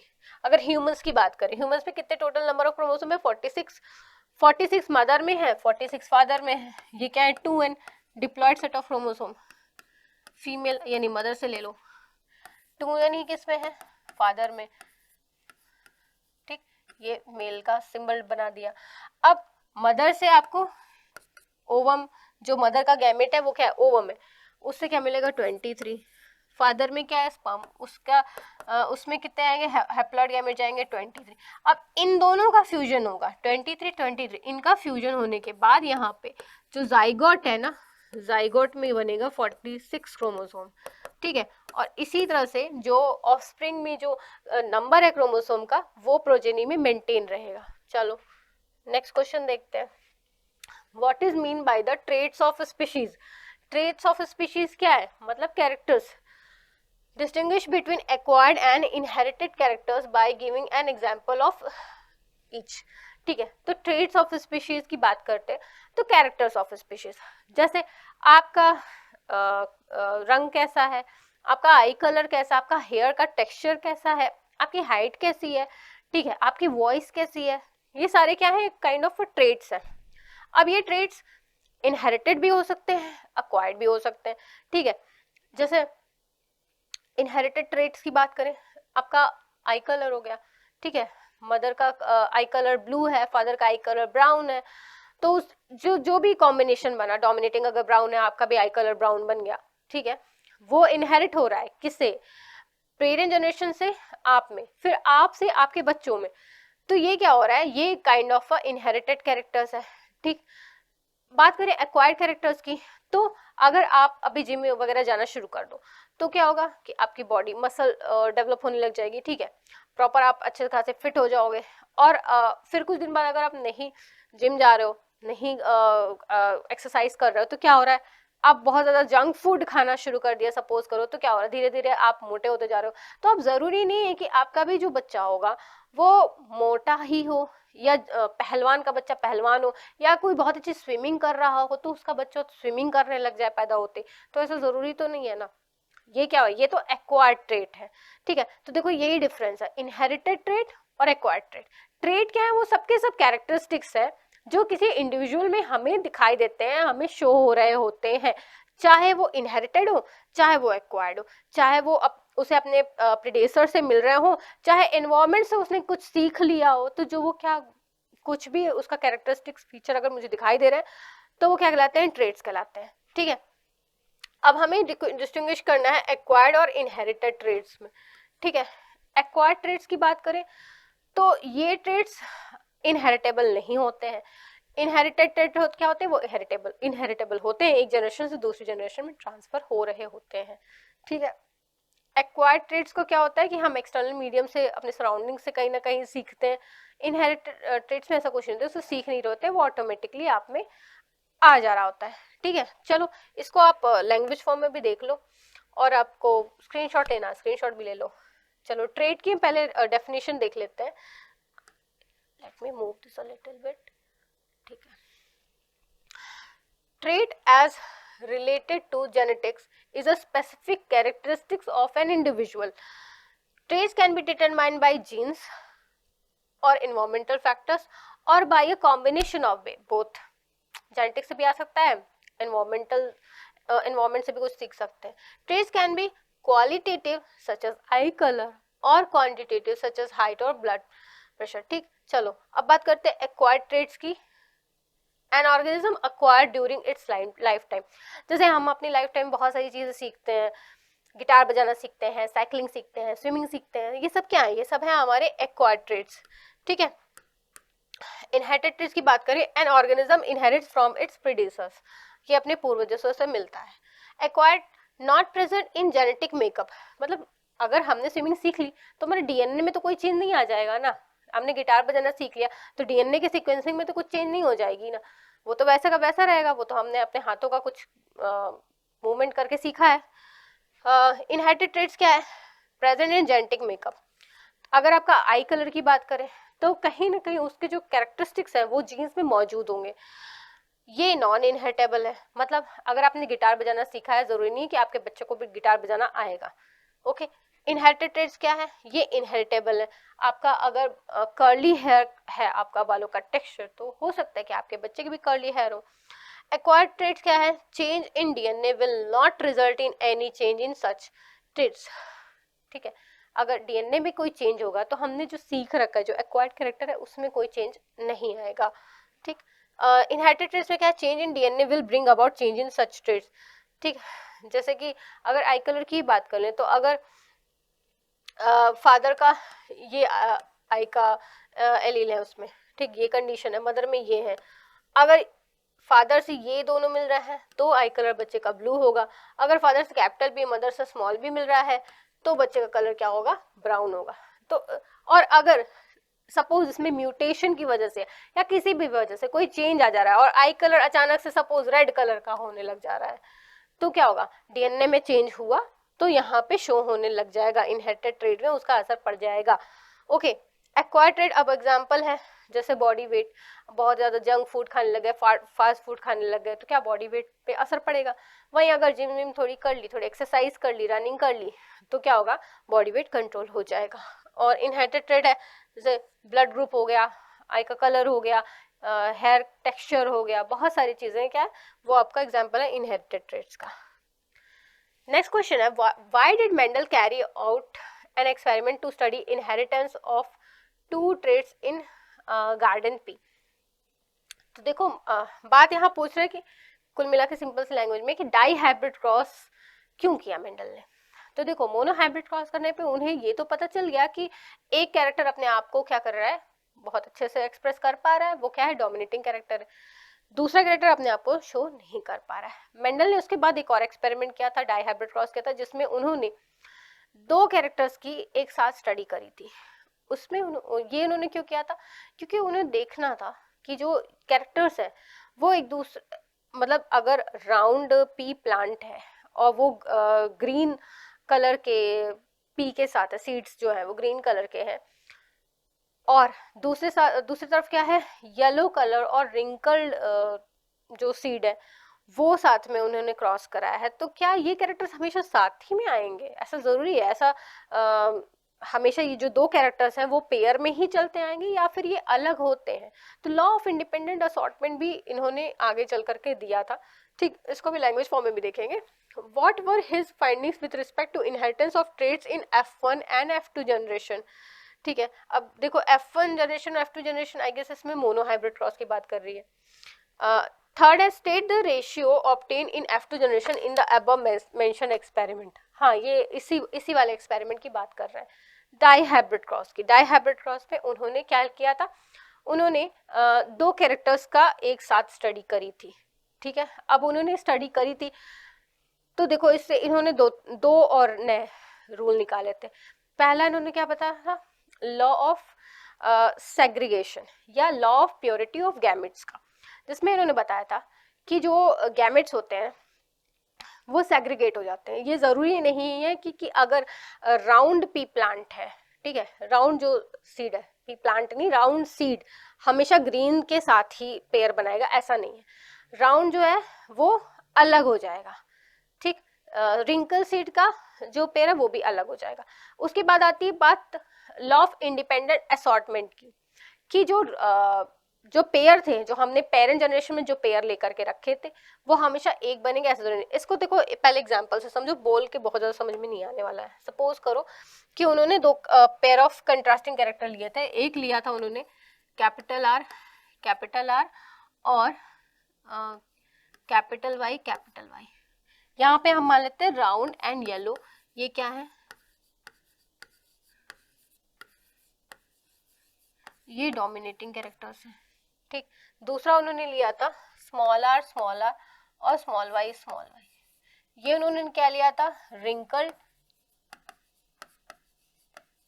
एंड ग्रीन कलर की सीड्स ली।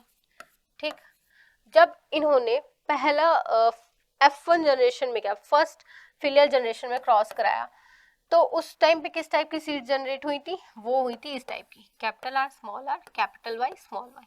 ठीक है, और ये सारी की सारी कैसी थी दिखने में, फिनोटाइप इनका कैसा था, राउंड एंड येलो। ठीक, राउंड एंड येलो था F1 जनरेशन में। ठीक, उसके बाद इन्होंने इसका फर्दर क्या करा है, सेल्फ पॉलिनेशन करा। इसमें फिर क्रॉस पॉलिनेशन नहीं हुआ, सेल्फ पॉलिनेशन हुआ। अब इसका एक पनेट स्क्वायर बना लेते हैं।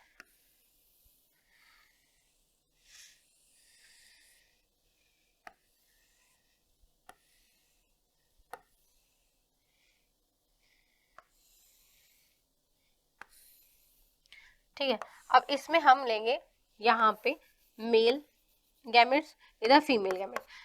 कितने टाइप के गैमेट्स इसमें बनेंगे, 4 टाइप के, capital R capital Y, capital R small Y, small R capital Y, small Y. ठीक, यहाँ पे बना लेते हैं capital R capital R small Y, small R capital Y, small Y. चलो अब यहाँ पे क्रॉस करा लेते हैं जल्दी जल्दी से।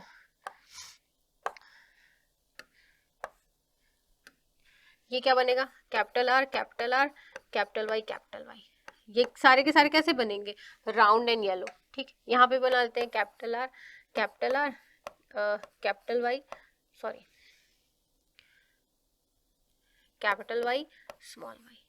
यहाँ पे क्या बनेगा, कैपिटल आर कैपिटल वाई। यहाँ क्या बनेगा, capital R capital Y small Y, ऐसे बन गया।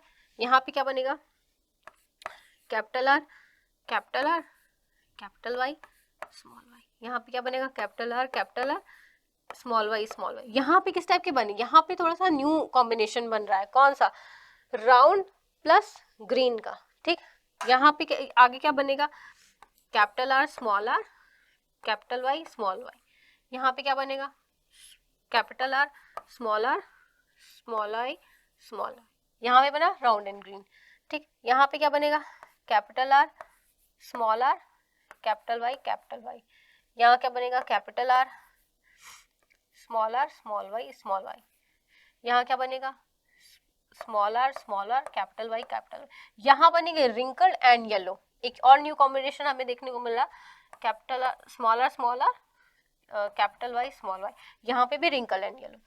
यहाँ पे बनेगा capital R capital Y small Y. यहाँ क्या बनेगा, capital R small Y small Y.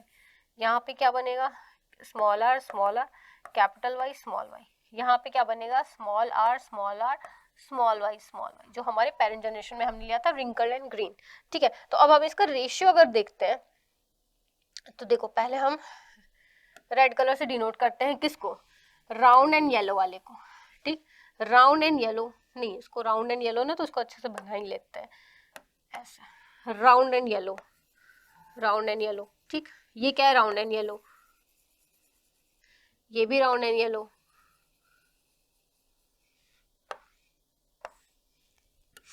ये भी राउंड एंड येलो, ये राउंड एंड येलो, ये राउंड एंड येलो है नहीं, ये राउंड एंड ग्रीन है, ये राउंड एंड येलो, ये राउंड एंड येलो है नहीं, राउंड एंड ग्रीन है, ये वाला राउंड एंड येलो, ये राउंड एंड ग्रीन है, ये रिंकल एंड येलो है, रिंकल एंड येलो है, ये राउंड एंड येलो है, हाँ ये राउंड एंड ग्रीन है, ये रिंकल एंड ग्रीन है, रिंकल एंड ग्रीन नहीं, रिंकल एंड येलो है, कैपिटल वाई है, और ये रिंकल एंड ग्रीन है, ठीक। चलो, तो हमें कितने मिल गए, 1 2 3 4 5 6 7 8, एक, अच्छा एक यहाँ वाला गलत बन गया, एक मिनट, चलो ये वाला एक वाई यहाँ पे गलत हो गया था, ठीक है, हाँ तो यही गलत बन रहा था, चलो इसको जल्दी से ठीक कर लेते हैं।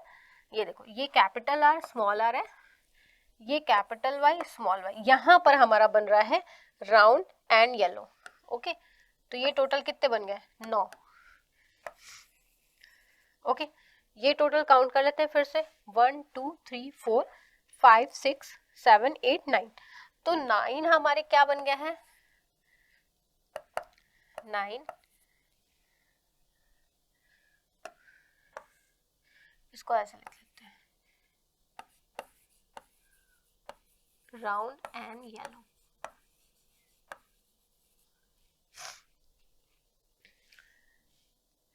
फिर राउंड एंड ग्रीन, ये देखो ये क्या बने हैं, राउंड एंड ग्रीन, चलो इसको थोड़ा सा मोटा कर लेते हैं, राउंड एंड ग्रीन, ये क्या है, राउंड एंड ग्रीन 2, फिर राउंड एंड ग्रीन, यहाँ पर ये कैसे बन गया, राउंड एंड ग्रीन। अब देखो ये वाला कैसा बना है, ये रिंकल्ड एंड येलो वाले बन गए, ये क्या है, थोड़ा सा न्यू कॉम्बिनेशन है, रिंकल्ड एंड येलो, तो रिंकल्ड सा बना देना है, wrinkled and yellow, wrinkled and yellow. और ये क्या है, रिंकल्ड एंड ग्रीन, ठीक, ये वाला ऐसा बन गया, ठीक। तो यहाँ पे देखो सारे के सारे कैरेक्टर्स सीड्स के साथ हमें दिख रहे हैं, 9 है राउंड एंड येलो, 3 क्या है, 3 है राउंड एंड ग्रीन, इसको भी लिख लेते हैं,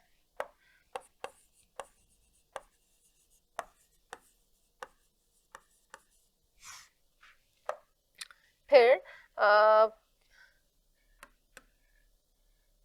रिंकल्ड एंड येलो, जो कि क्या है, थोड़ा सा न्यू कॉम्बो है, पहले ये नहीं था पेरेंट जनरेशन में, रिंकल्ड एंड येलो। और लास्ट में है रिंकल्ड एंड ग्रीन, कौन सा, ये 1,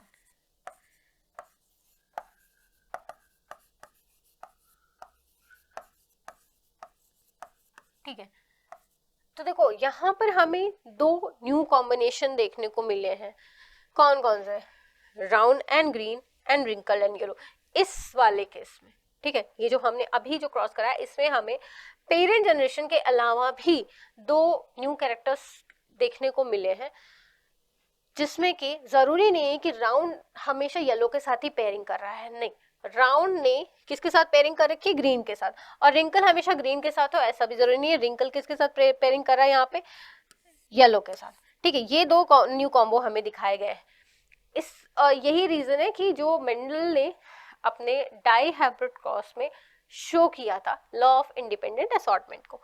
ठीक है, तो हमारा क्वेश्चन का जो आंसर है इसको भी देख लो यहाँ पे, Mendel carried out crosses with two traits to see the interaction and basis of inheritance between them.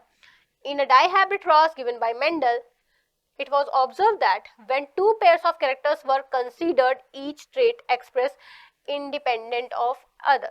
मतलब जो भी कैरेक्टर, जैसे राउंड सीट का जो कैरेक्टर है वो इंडिपेंडेंट है, वो इस पे नहीं डिपेंड करता है कि वो कलर कौन से सीड का होगा, ठीक है, वो येलो होगा या ग्रीन होगा, वो उसके शेप से कोई मतलब नहीं है। ठीक है, तो ये क्या कर रहा है, एक तरह से इंडिपेंडेंस शो कर रहा है। फॉर एग्जाम्पल, ठीक है, ये जो देखो अभी जो हमने पूरा पूरा करके दिखाया था, यही वाला पूरा का पूरा एक्सपेरिमेंट अभी आपने शो कर लिया था, अभी आपने देखा है पूरा अच्छे से। बी ऑप्शन जो क्वेश्चन था इसका, उसका आंसर है for example a cross between round yellow and wrinkle green parents in F1 generation, सारे के सारे प्लांट्स क्या होंगे, डोमिनेटिंग कैरेक्टर वाले राउंड एंड येलो सीड के होंगे, but in F2 generation we find all type of plants, सारे type के मिले हमें, कितने, 4 टाइप के, राउंड एंड येलो भी मिल रहा है, राउंड एंड ग्रीन भी, रिंकल एंड येलो और रिंकल एंड ग्रीन भी। ठीक है, चारों टाइप के हमें प्लांट्स मिल गया, और इनका रेशियो क्या था, इनका रेशियो था 9:3:3:1। ठीक, तो सारे क्वेश्चन हो गए हमारे सॉल्व। नेक्स्ट क्वेश्चन है, how did Mendel explain that it is possible that a trait is inherited but not expressed in an organism. तो ठीक है, ये एक ऑर्गेनिज्म में इनहेरिट तो हो रहा है बट वो एक्सप्रेस नहीं हो रहा, ये उन्होंने बताया था थ्रू मोनोहाइब्रिड क्रॉस, जिसमें उन्होंने क्या किया था, उन्होंने स्टेम हाइट के अकॉर्डिंग पी प्लांट का क्रॉस कराया था, उन्होंने सारे के सारे टॉल प्ली मतलब pure homozygous tall pea plant का क्रॉस कराया था होमोजाइगस डॉफ पी प्लांट से, जिसमें कि क्या हुआ था, सारे के सारे किस टाइप के प्लांट्स आए थे, टॉल पी प्लांट आए थे। क्या जो डॉफ वाला जीन था वो इनहेरिट नहीं होता, इनहेरिट हुआ था बट वो रिसेसिव कंडीशन में था, तो अपने कैरेक्टर्स को एक्सप्रेस नहीं कर पाया था। ठीक है, तो इसमें क्या कराया था उन्होंने, मोनोहाइब्रिड क्रॉस कराया था। ठीक, अब इसको लैंग्वेज फॉर्म में भी आप देख लो, Mendel cross a tall pea plant with short pea plant, pure tall वाले का प्योर शॉर्ट के साथ क्रॉस कराया था। तो F1 जनरेशन में क्या होता है, सारे के सारे प्लांट क्या थे, टॉल, F1 जनरेशन सारे के सारे टॉल प्लांट थे। When F1 plants were self pollinated, तो क्या होता है, F2 जनरेशन कंसिस्टेड दोनों टाइप के प्लांट्स, टॉल वाले भी शॉर्ट वाले भी। ठीक है, इट एक्सप्लेन, अब इससे पता चला कि dominating trait expressed itself in F1 plants where recessive traits is hidden, recessive trait hide रह जाता है और डोमिनेटिंग ट्रेट खुद को एक्सप्रेस कर पाता है, बट F2 जनरेशन में ये जो हिडन ट्रेट है वो भी अपने आप को एक्सप्रेस कर पाता है।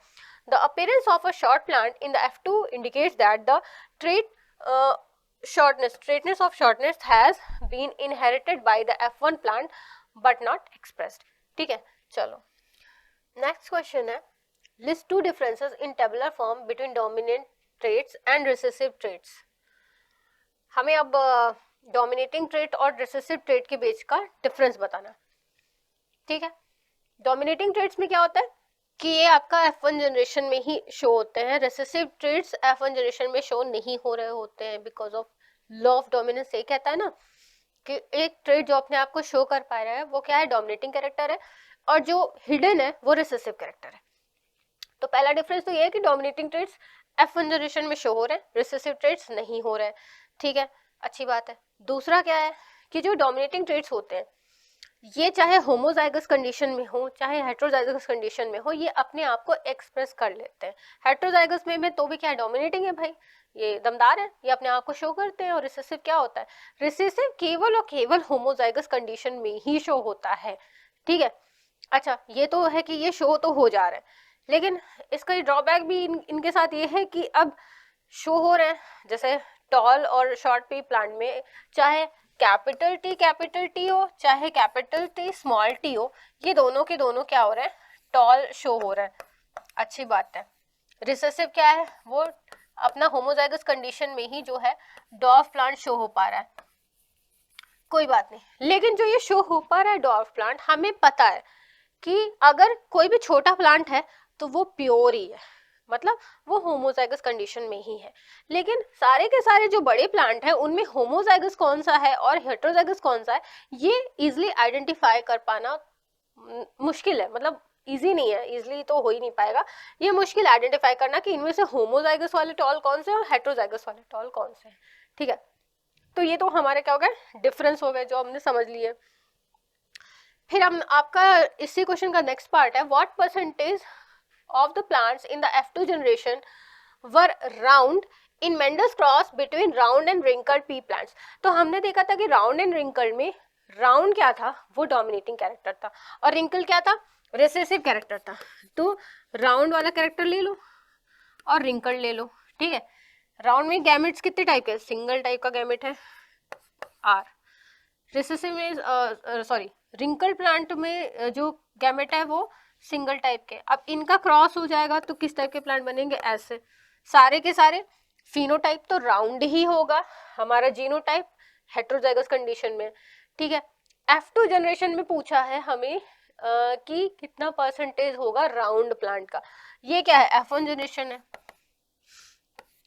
ठीक है, अब इसमें हम F2 जनरेशन में देखें, राउंड प्लांट पूछा है हमें ये नहीं पूछा है कि वो होमोजाइगस कंडीशन में राउंड है या हेटेरोजाइगस कंडीशन में राउंड है। Capital R small R, male plant female. ठीक, कैपिटल आर स्मॉल आर, ऐसा बनेगा पनेट स्क्वायर। ठीक है, ये क्या रेशियो आएगा, 3:1। अब हमें परसेंटेज निकालनी है, तो हमें 3 पार्ट निकालना है राउंड का। ठीक, 3 कितना राउंड है, 3 कितने से, आउट ऑफ 4, इसको परसेंटेज निकालो, 25 3 are 75, तो 75% प्लांट हमारे क्या आएंगे, राउंड आएंगे। ठीक, ये आंसर हमारा आ गया। चलो अब इसी क्वेश्चन को आप पूरा लैंग्वेज फॉर्म में देखना है और स्क्रीनशॉट लेना है तो ले सकते हो। पहले हमें क्या देखे, डोमिनेटिंग और रिसेसिव ट्रेट का टेबुलर फॉर्म में डिफरेंस देके रखा है। फीचर है expression in F1 gene. F1 gene में कौन एक्सप्रेस हो पाएगा, डोमिनेटिंग ट्रेट। डोमिनेंट ट्रेट क्या होगा, एक्सप्रेस करेगा खुद को F1 जनरेशन में, और रिसेसिव ट्रेट अपने आप को एक्सप्रेस नहीं कर पाएगा F1 जनरेशन में। जेनेटिक एक्सप्रेशन की बात करें तो ये कब एक्सप्रेस होगा, चाहे होमोजाइगस कंडीशन में हो, चाहे कैपिटल आर हो, चाहे कैपिटल आर स्मॉल आर हो, दोनों कंडीशन में शो करेगा। और जो होमोजाइगस ट्रेट्स है वो अपने आप को केवल और केवल हेटेरोजाइगस कंडीशन में ही शो कर पाएगी। ठीक, फीचर है identification of pure and hybrid types का। ठीक है, ये शो तो कर लेगा खुद को, लेकिन आप पहचान पाओगे क्या कि इनमें प्योर कौन सा है राउंड और हाइब्रिड राउंड कौन सा है, नहीं, हमारे लिए पहचाना वो मुश्किल है। लेकिन अगर रिंकल्ड है, ठीक है, रिसेसिव कैरेक्टर वाला है, तो वो अपने आप को एक्सप्रेस ही होमोजाइगस कंडीशन में करता है। तो इसलिए ये इजिली आइडेंटिफाई करना हमारे लिए बहुत ही आसान है कि भाई जो रिंकल्ड है वो प्योर प्लांट है। चलो अब जो न्यूमेरिकल सॉल्व करा था, 75% of the plants in F2 generation were round in Mendel's cross between round and wrinkled pea plants। ठीक, अब हमारा नेक्स्ट सेक्शन आ जाता है लॉन्ग आंसर टाइप क्वेश्चन का। चलो इसका पहला क्वेश्चन देखते हैं। ये पहला क्वेश्चन भी आपका 2 पार्ट में डिवाइडेड है। Name 2 types of gamete produce by main. Main में 2 टाइप ऑफ गैमेट्स की बात कर रहा है, मतलब उसके सेक्स क्रोमोसोम्स की बात कर रहा है। वो क्या है, एक्स एंड वाई। ठीक, तो अगर फादर एक्स गैमेट जो है वो इनहेरिट कर रहा है, मतलब बच्चा अगर फादर से एक्स गैमेट इनहेरिट कर रहा है तो वो एक बेबी गर्ल होगी, वाई गैमेट इनहेरिट कर रहा है तो वो एक बेबी बॉय होगा। ठीक है, does a male child inherit x chromosome from his father. नहीं भाई, ये तो नहीं, ये तो गलत बात है। फादर से क्या लेगा, वो वाई क्रोमोसोम लेगा, क्योंकि एक्स तो उसको ऑलरेडी अपनी मदर से मिल रहा है। अगर उसने फादर से भी एक्स ले लिया, ठीक है, ये क्या फादर क्या दे रहा है, एक्स दे रहा है, और मदर तो देती ही एक्स है, तो ये दोनों मिला करके तो गर्ल बन जाएगी ना। यहाँ बात क्या हो रही है, मेल चाइल्ड की, बॉय की बात हो रही है, तो ये बात तो गलत है। ठीक, अब इसको आप लैंग्वेज के फॉर्म में भी जल्दी जल्दी देख लो, बात बहुत इजी वाली, ये आप समझे भी हुए हो, स्क्रीनशॉट लेना चाहो स्क्रीनशॉट ले लो। The two type of gamete produced by men are spermatozoa having X or Y chromosome. ठीक, sperm cells carry either an X or a Y sex chromosome determining the sex of the offspring upon fertilization with the female's egg. Okay, अब B option क्या है, no, जो कहा था कि नहीं भाई, मेल चाइल्ड अपने फादर से it does not inherit X chromosome from its father. In humans, sex determination is based on X and Y chromosome. Female have 2X chromosome, while males have 1X and 1Y chromosome. When a child is conceived, they inherit one sex chromosome from each of their parents, one from mother and one from father. The mother always passes on X chromosome. Mother के पास एक ही type के होते ही हैं, तो वो तो X ही देगी. While the father can pass on either an X or a Y chromosome. If the father passed an X chromosome, the child will be a female, and if the father passed a Y chromosome, the child will be a male. Okay, चलो next question है, a green stemmed rose plant denoted by capital G capital, अब देखो capital है ना, capital कहीं पे भी है मतलब वो डोमिनेटिंग ट्रेट है, and a brown stem rose plant denoted by small G, brown colour stem का रिसेसिव है यहाँ पर, are allowed to undergo cross with each other. अब ऑब्जर्वेशन दे रखा है, colour of stem in F1 progeny, easy है भाई, देखो कैपिटल जी था ग्रीन, इसका क्रॉस किससे कराया है, स्मॉल जी से, ये क्या था ब्राउन,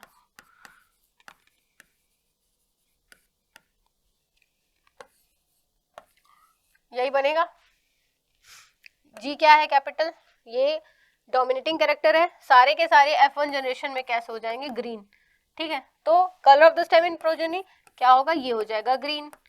उसके बाद percentage of brown stem plant in F2 progeny if plants are self pollinated.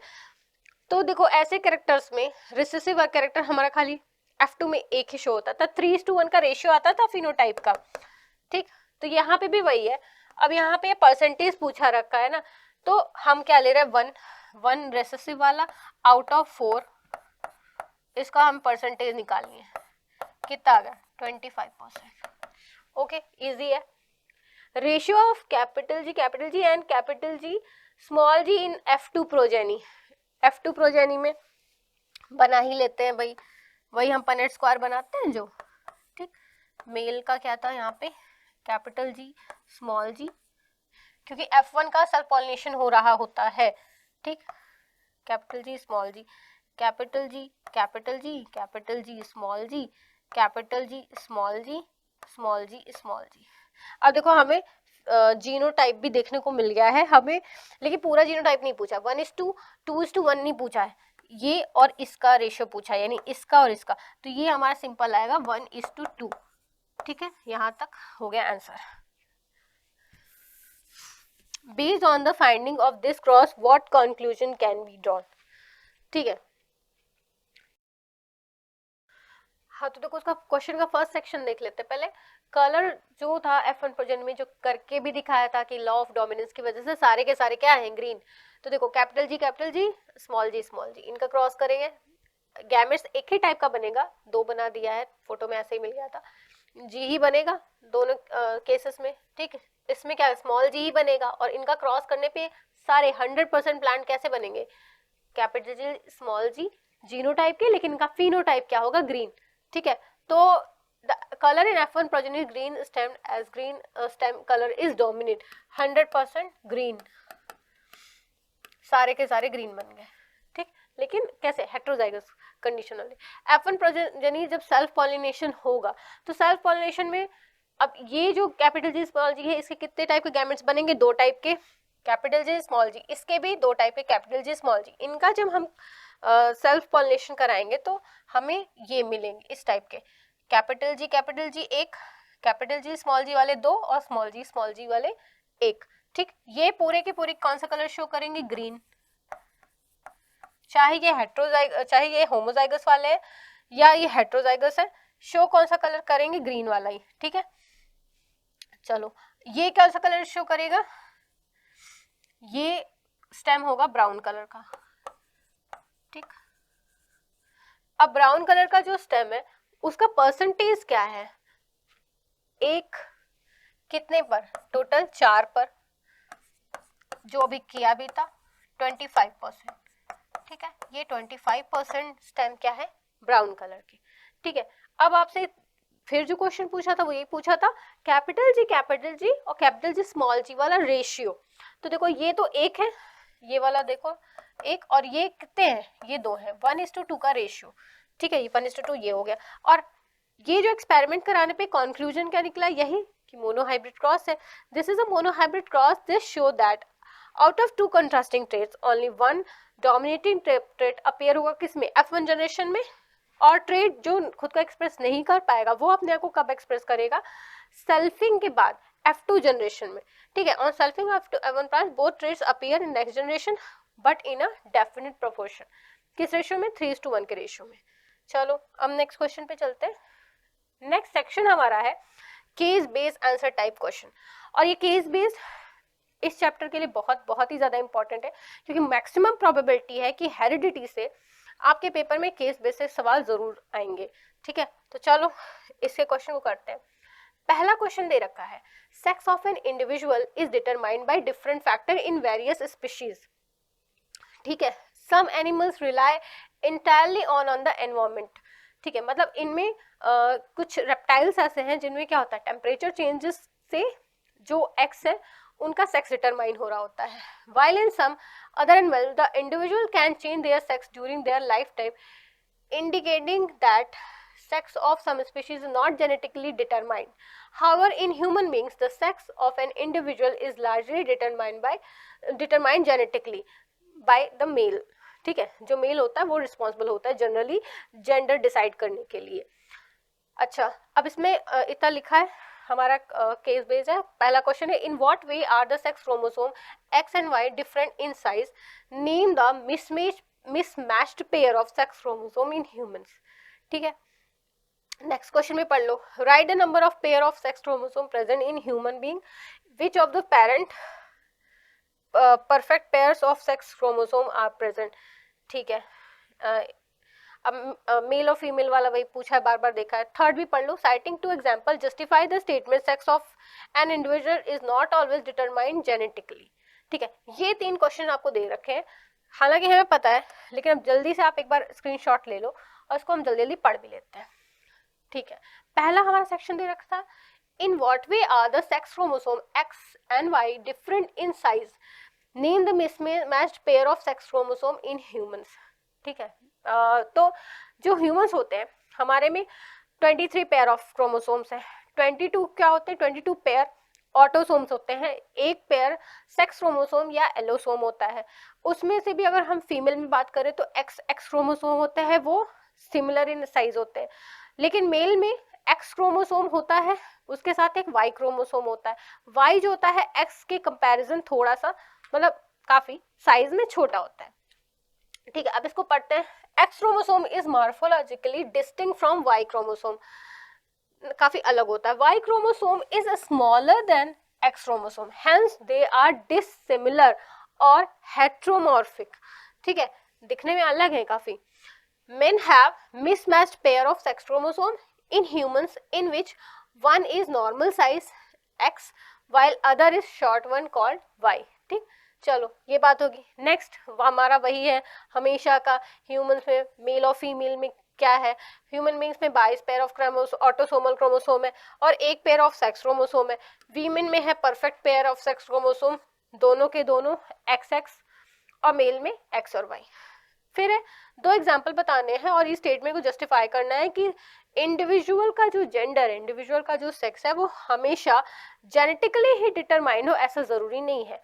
हाँ, ऐसा जरूरी नहीं है। In case of some lizards, उसमें क्या होता है कि जो कंडीशन होती है, एनवायरमेंटल कंडीशन, उसके अकॉर्डिंग डिटरमाइन होता है कि जो एग से जो ऑफस्प्रिंग प्रोड्यूस होगा वो मेल होगा या फीमेल। ठीक, इसको पढ़ लो। Sex of the individual is not always determined genetically. In some organism gender may be determined by environmental factor. For example, snail, turtle and lizards.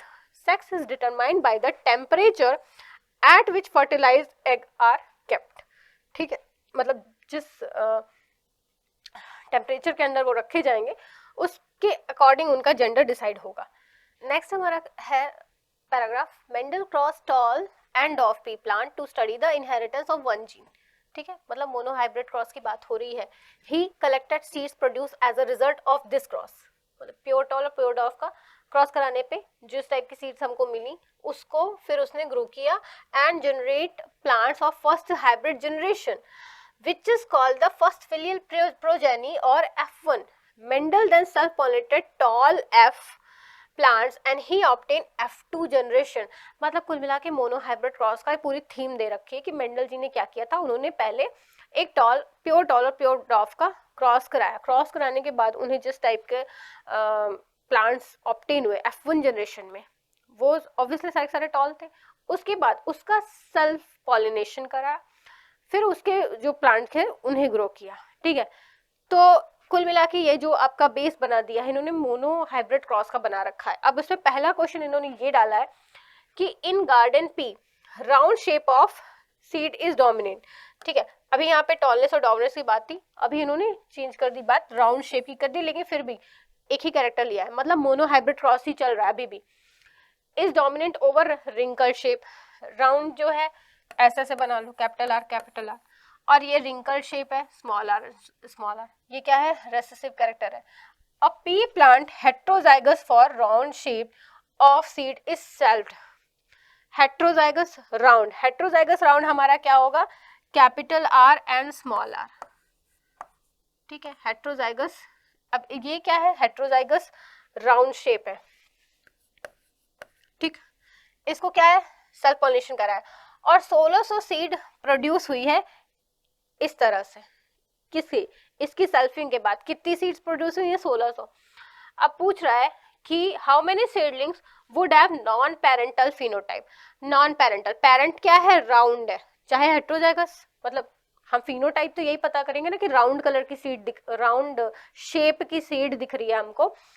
ठीक है, तो हमें वो बताने हैं कि वो जो पेरेंट्स की जैसी नहीं दिखती हैं, तो मतलब राउंड वाला नहीं पूछा है हमें, रिंकल का पूछ रहा है कि रिंकल 1600 में से कितने होंगे। ठीक है, तो पहले रेशियो देख लो, हमने क्या करा था, कैपिटल और स्मॉल आर की सेल्फिंग कराई थी, इसमें हमें कितने टाइप के मिल रहे थे, कौन सा रेशियो मिलेगा, वही 3:1 वाला। जल्दी से बना लेते हैं, मेल फीमेल, यहाँ capital R small R, capital R small R, capital R capital R, capital R small R, capital R small R, small R small, ये तीनों। अब ये हेट्रोजाइगस है, ये होमोजाइगस है, ये भी हेट्रोजाइगस है, लेकिन डोमिनेटिंग कैरेक्टर की वजह से ये तीनों के तीनों कैसे होंगे, राउंड, राउंड एंड राउंड। ये क्या होगा, यही एक रिंकल्ड होगा, और ये रिंकल्ड कितना है, 25% है। ठीक, या हम ऐसा कह सकते हैं कि 4 में से कितने, केवल एक पार्ट जो है वो कितना है, वो रिंकल्ड वाला है। और टोटल कितना हमें दे रखा है, हमें दे रखे हैं 1600। ठीक है, 1600। ठीक, अब इसको सॉल्व करते हैं ना, 4 4 आर 16। ठीक, इससे हम कर लेंगे तो हमें टोटल मिल जाएंगे 400 प्लांट, वो वाले जो कि कैसे हैं, जो कि हमारे रिंकल्ड सीड्स वाले हैं। तो देखो आंसर भी हमारा 400 सही दिया हुआ है। चलो नेक्स्ट देखते हैं, तो आंसर भी यही है। ठीक है, if A represent the dominant gene and small A represent recessive gene, जो कि है भाई कैपिटल है तो उसे डोमिनेटिंग ही मानो, स्मॉल है तो रिसेसिव ही मानो। ठीक, which of the following would be the most likely result in the first generation of spring when capital A small A cross with small A. ठीक है, अब हमें F1 जनरेशन दिखानी है, तो देखो सबसे पहले कुछ भी करने से पहले ना पहले बना लिया को कितने टाइप के गैमेट बनेंगे। अब कैपिटल ए स्मॉल ए वाले में 2 टाइप के गैमेट बनेंगे, एक में होगा कैपिटल ए, दूसरे में है स्मॉल ए। जबकि दूसरा हमारा स्मॉल ए वाला प्लांट, उसमें केवल एक टाइप का गैमेट बनेगा। ठीक है, गैमेट भले से 2 बने 1000 बने, हमें उससे मतलब नहीं। देखो दोनों के दोनों स्मॉल है, टाइप कितना, एक ही है। अब इसके बाद हमें देखना है कि अब इन दोनों का क्रॉस कराएंगे तो कितने टाइप के बनेंगे।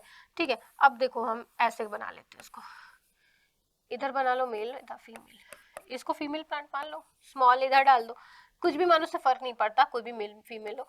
ये कैपिटल ए वाला, ये स्मॉल ए वाला बॉक्स है, एक बन गया ऐसा, एक बन गया ऐसा, मतलब 50-50% ना, दो बॉक्स है, 1/2 1/2, ये है 50%।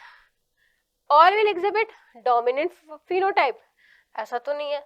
All will exhibit recessive phenotype, ऐसा भी नहीं है। Dominant and recessive phenotype will be 50% each, जो कि हमने भी बना के भी देख लिया है और आंसर भी यहीं पे दे रखा है। ठीक है, चलो, विच of the following crosses will give tall and dwarf pea plant in same proportion. ठीक है, हमें टॉल एंड डॉफ प्लांट को देखना है in same proportion.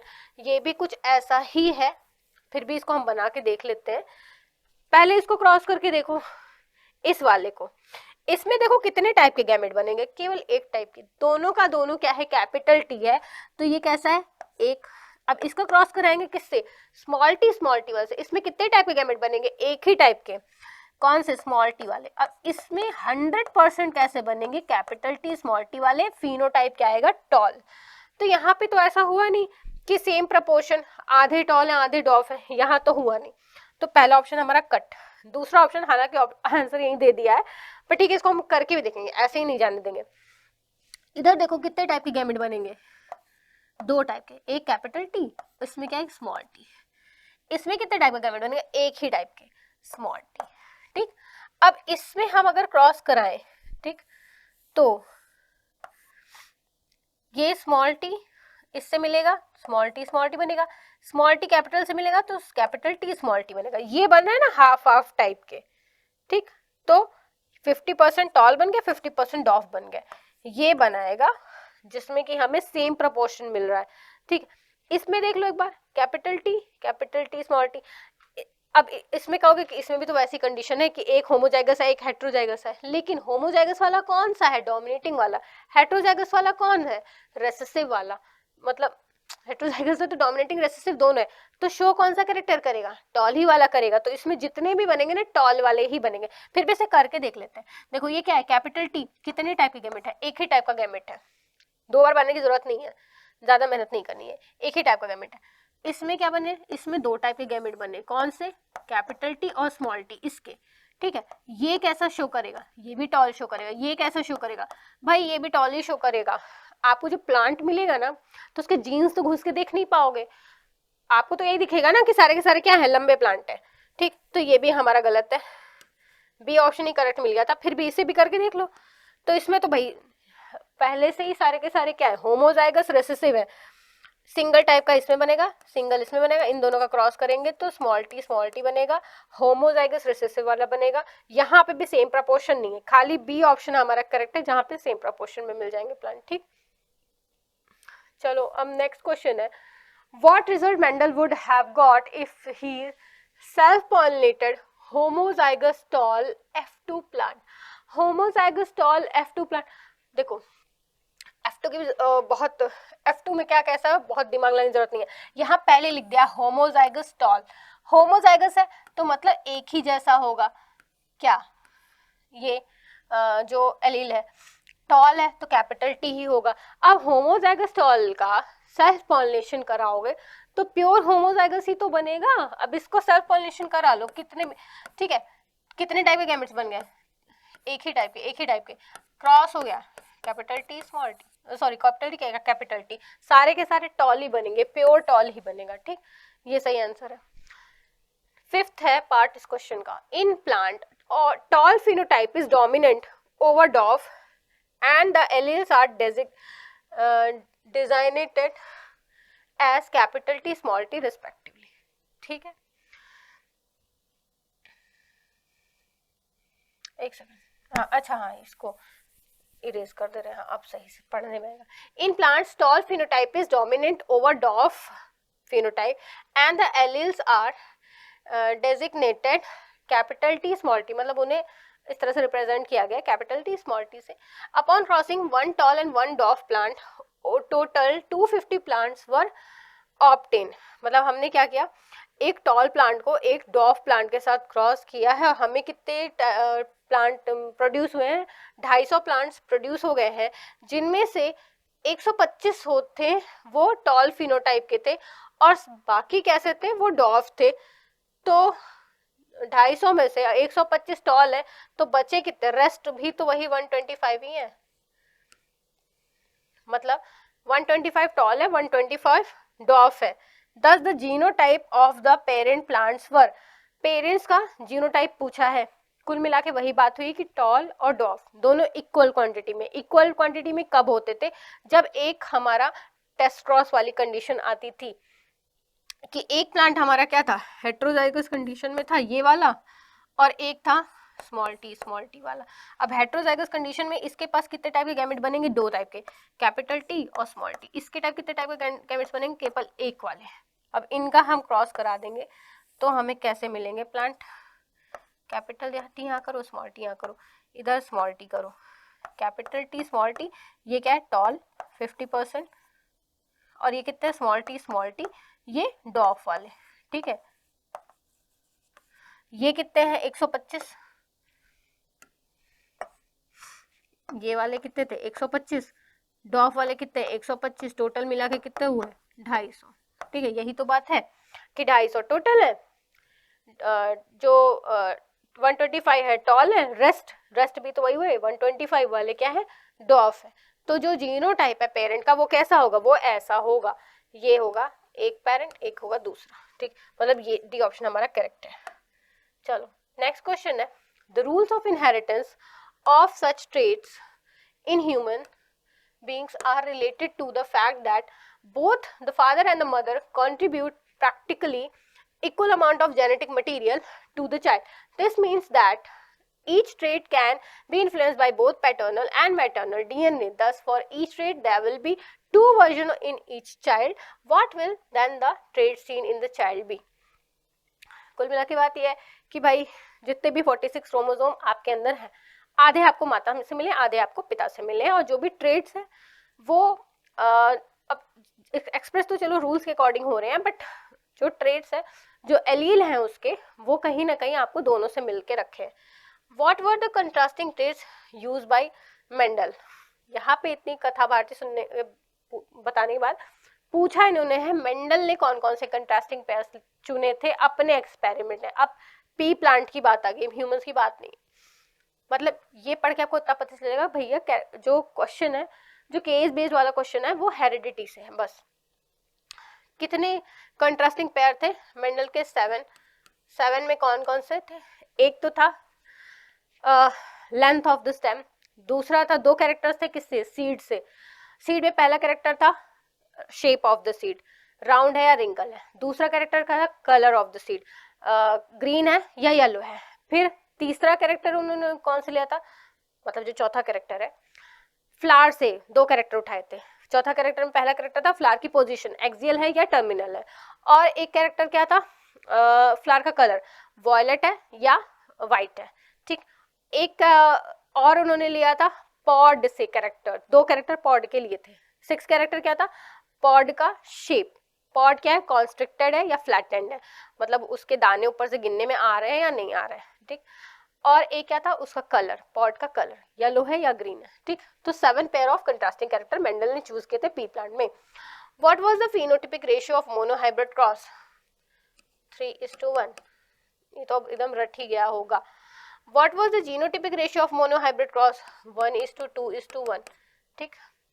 How does the traits get express? तो जो ट्रेट एक्सप्रेस हो जाते हैं, डोमिनेटिंग ट्रेट होते हैं, ठीक है। अगर डोमिनेटिंग ट्रेट होमोजाइगस कंडीशन में है तो भी एक्सप्रेस करेगा, हेट्रोजाइगस कंडीशन में है तो भी एक्सप्रेस करेगा। लेकिन जो रेसेसिव कैरेक्टर्स है, जब वो होमोजाइगस कंडीशन में होगा तो ही खुद को एक्सप्रेस कर पाएगा। Right the monohybrid cross between tall and डॉफ plant. तो ये वही वाला आपका है, पूछा रखा है, इतनी बार कर लिया है, सिंपल है। ये है F1 जनरेशन में, ठीक है। इसका क्रॉस होगा फर्दर तो ऐसे आएंगे, ये क्या है 1, 1:2:1। ये पूरा का पूरी बात होगी आपकी इस केस बेस से रिलेटेड क्वेश्चंस की। हाँ, इसे देख भी लो जल्दी से। कंट्रास्टिंग ट्रेट क्या थी? टॉप एंड डॉपलर, मतलब length of the stem. Round and wrinkle seed, yellow और ग्रीन सीड, सीड से 2 कैरेक्टर हो गए, ठीक है। एक्सिलर और टर्मिनल फ्लावर पोजीशन, व्हाइट और वॉयलेट फ्लावर कलर, फ्लावर से 2 हो गए। And on the basis of pod colour, green है या येलो है, एंड पॉड शेप फ्लैटेंड है या कंस्ट्रिक्टेड है। What was the phenotypic ratio? 3:1. What was the genotypic ratio? अभी बता दिया था. How does the traits get expressed? Genes control traits. The diploid organism inherit 2 alleles from gene, that is one from father and one is from mother. ठीक है. और अगर dominating gene है तो वो कैसे, चाहे वो हेटेरोजाइगस कंडीशन में हो चाहे होमोजाइगस कंडीशन में, अपने कैरेक्टर्स को शो करेगा, एक्सप्रेस करेगा। और रिसेसिव वाला कब करेगा? केवल और केवल होमोजाइगस कंडीशन में अपने आप को एक्सप्रेस करेगा। मोनोहाइब्रिड क्रॉस यही वाला, कैपिटल टी स्मॉल टी, हाँ ये हमने कर ही लिया था। नेक्स्ट क्वेश्चन है, the two sexes participating in the sexual reproduction must be somewhat different from each other for a number of reasons. How is the sex of newborn individual determined? कुल मिला के वही है, सेक्स डिटर्मिनेशन से related ही लग रहा है। जल्दी पढ़ लेते हैं। Different species use very different strategies for this, some rely entirely on environmental cues, thus in some animals like few reptiles the temperature at which fertilized eggs are kept determine whether the animals developing in the eggs will be male or female. अभी जो किया था ना कि reptiles में क्या होता है कि आउटर एनवायरनमेंट का जो टेम्परेचर है वो डिटरमाइन करेगा कि एग के अंदर जो भी बच्चा है वो पैदा होगा तो मेल बनेगा या फीमेल बनेगा। In other animals such as snail individual can change sex. ये स्नेल्स में क्या होता है कि अपना, इनमें डिपेंड करता है कि अपना सेक्स चेंज कर सकते हैं, indicating that sex is not genetically determined. तो देखो बहुत ही डाइवर्सिटी है एनिमल वर्ल्ड में, और ज़रूरी नहीं कि जैसा ह्यूमंस में चला आ रहा है जिस टाइप से सेक्स डिटरमाइन हो रहा है उसी तरह से हर एक स्पीशीज में हो, ठीक है। स्नेल में अलग टाइप है, इनमें अलग टाइप है। कुछ में ऐसा होता है कि एक ही बॉडी में मेल एंड फीमेल दोनों ऑर्गन्स मौजूद होते हैं, वो अभी पढ़ेंगे भी, हर्माफ्रोडाइट उसको कहते हैं। However in human beings the sex of an individual is largely genetically determined. In other words, the genes inherited from our parents decide whether we will be boy or girl. Okay. How many chromosomes are there in human? 23 pair of chromosomes. What are the pair of sex chromosomes present in both male and female? Male में XY, female में XX. How is the sex of the child determined in human beings? Because of father. ठीक है. What is hermaphrodite? हाँ, इसमें पूरे case base में एक यही एक टर्म आपके लिए नया है कि hermaphrodite एक टाइप से समझो उसको bisexual. Like in the case of earthworm, उसमें क्या होता है कि मेल रिप्रोडक्टिव और फीमेल रिप्रोडक्टिव ऑर्गन एक ही बॉडी में होता है, ठीक है। और इस कंडीशन को हम क्या बोलते हैं? हर्माफ्रोडाइट, ठीक। चलो बाकी तो आपको पता है, एक ही आंसर आपका इंपॉर्टेंट है, यहाँ थोड़ा डिफरेंट है, इंपॉर्टेंट तो खैर सब है। Those organism who do not have separate sex organs और organisms, that is both the sex organs are present in the same body, like in the case of earthworm. ये क्या कहलाएगी कंडीशन आपकी? hermaphrodite. ओके, चलो तो हाँ, इसी के साथ आपका ये चैप्टर भी अब ओवर हो जाता है, ठीक है। हमें ये याद रखने, क्या याद रखना है? वेरिएशन किस किस वजह से है एसेक्सुअल रिप्रोडक्शन में। Eight the time of DNA कॉपिंग sexual reproduction में मैक्सिमम वेरिएशन है वहां पे, क्योंकि 2 पेरेंट्स इन्वॉल्व हो रहे हो, ठीक है। साथ के साथ हमें लॉ जितने भी हैं मेंडल ने दे रखे थे। सबसे पहली बात तो मेंडल ने एक्सपेरिमेंट किस में किया था? पाइसम स्टाइवम में। क्यों किया था ये आपको याद रखना है, और इसके कितने लॉज हैं ये याद रखना है। 7 पेयर ऑफ कंट्रास्टिंग कैरेक्टर्स कौन कौन से हैं वो याद रखना है, ठीक है। और इसके साथ आप और भी क्वेश्चन प्रैक्टिस करते रहिए। ये सेशन आपको कैसा लगा हमें ज़रूर बताइएगा। तब तक के लिए पढ़ते रहिए। Bye bye students.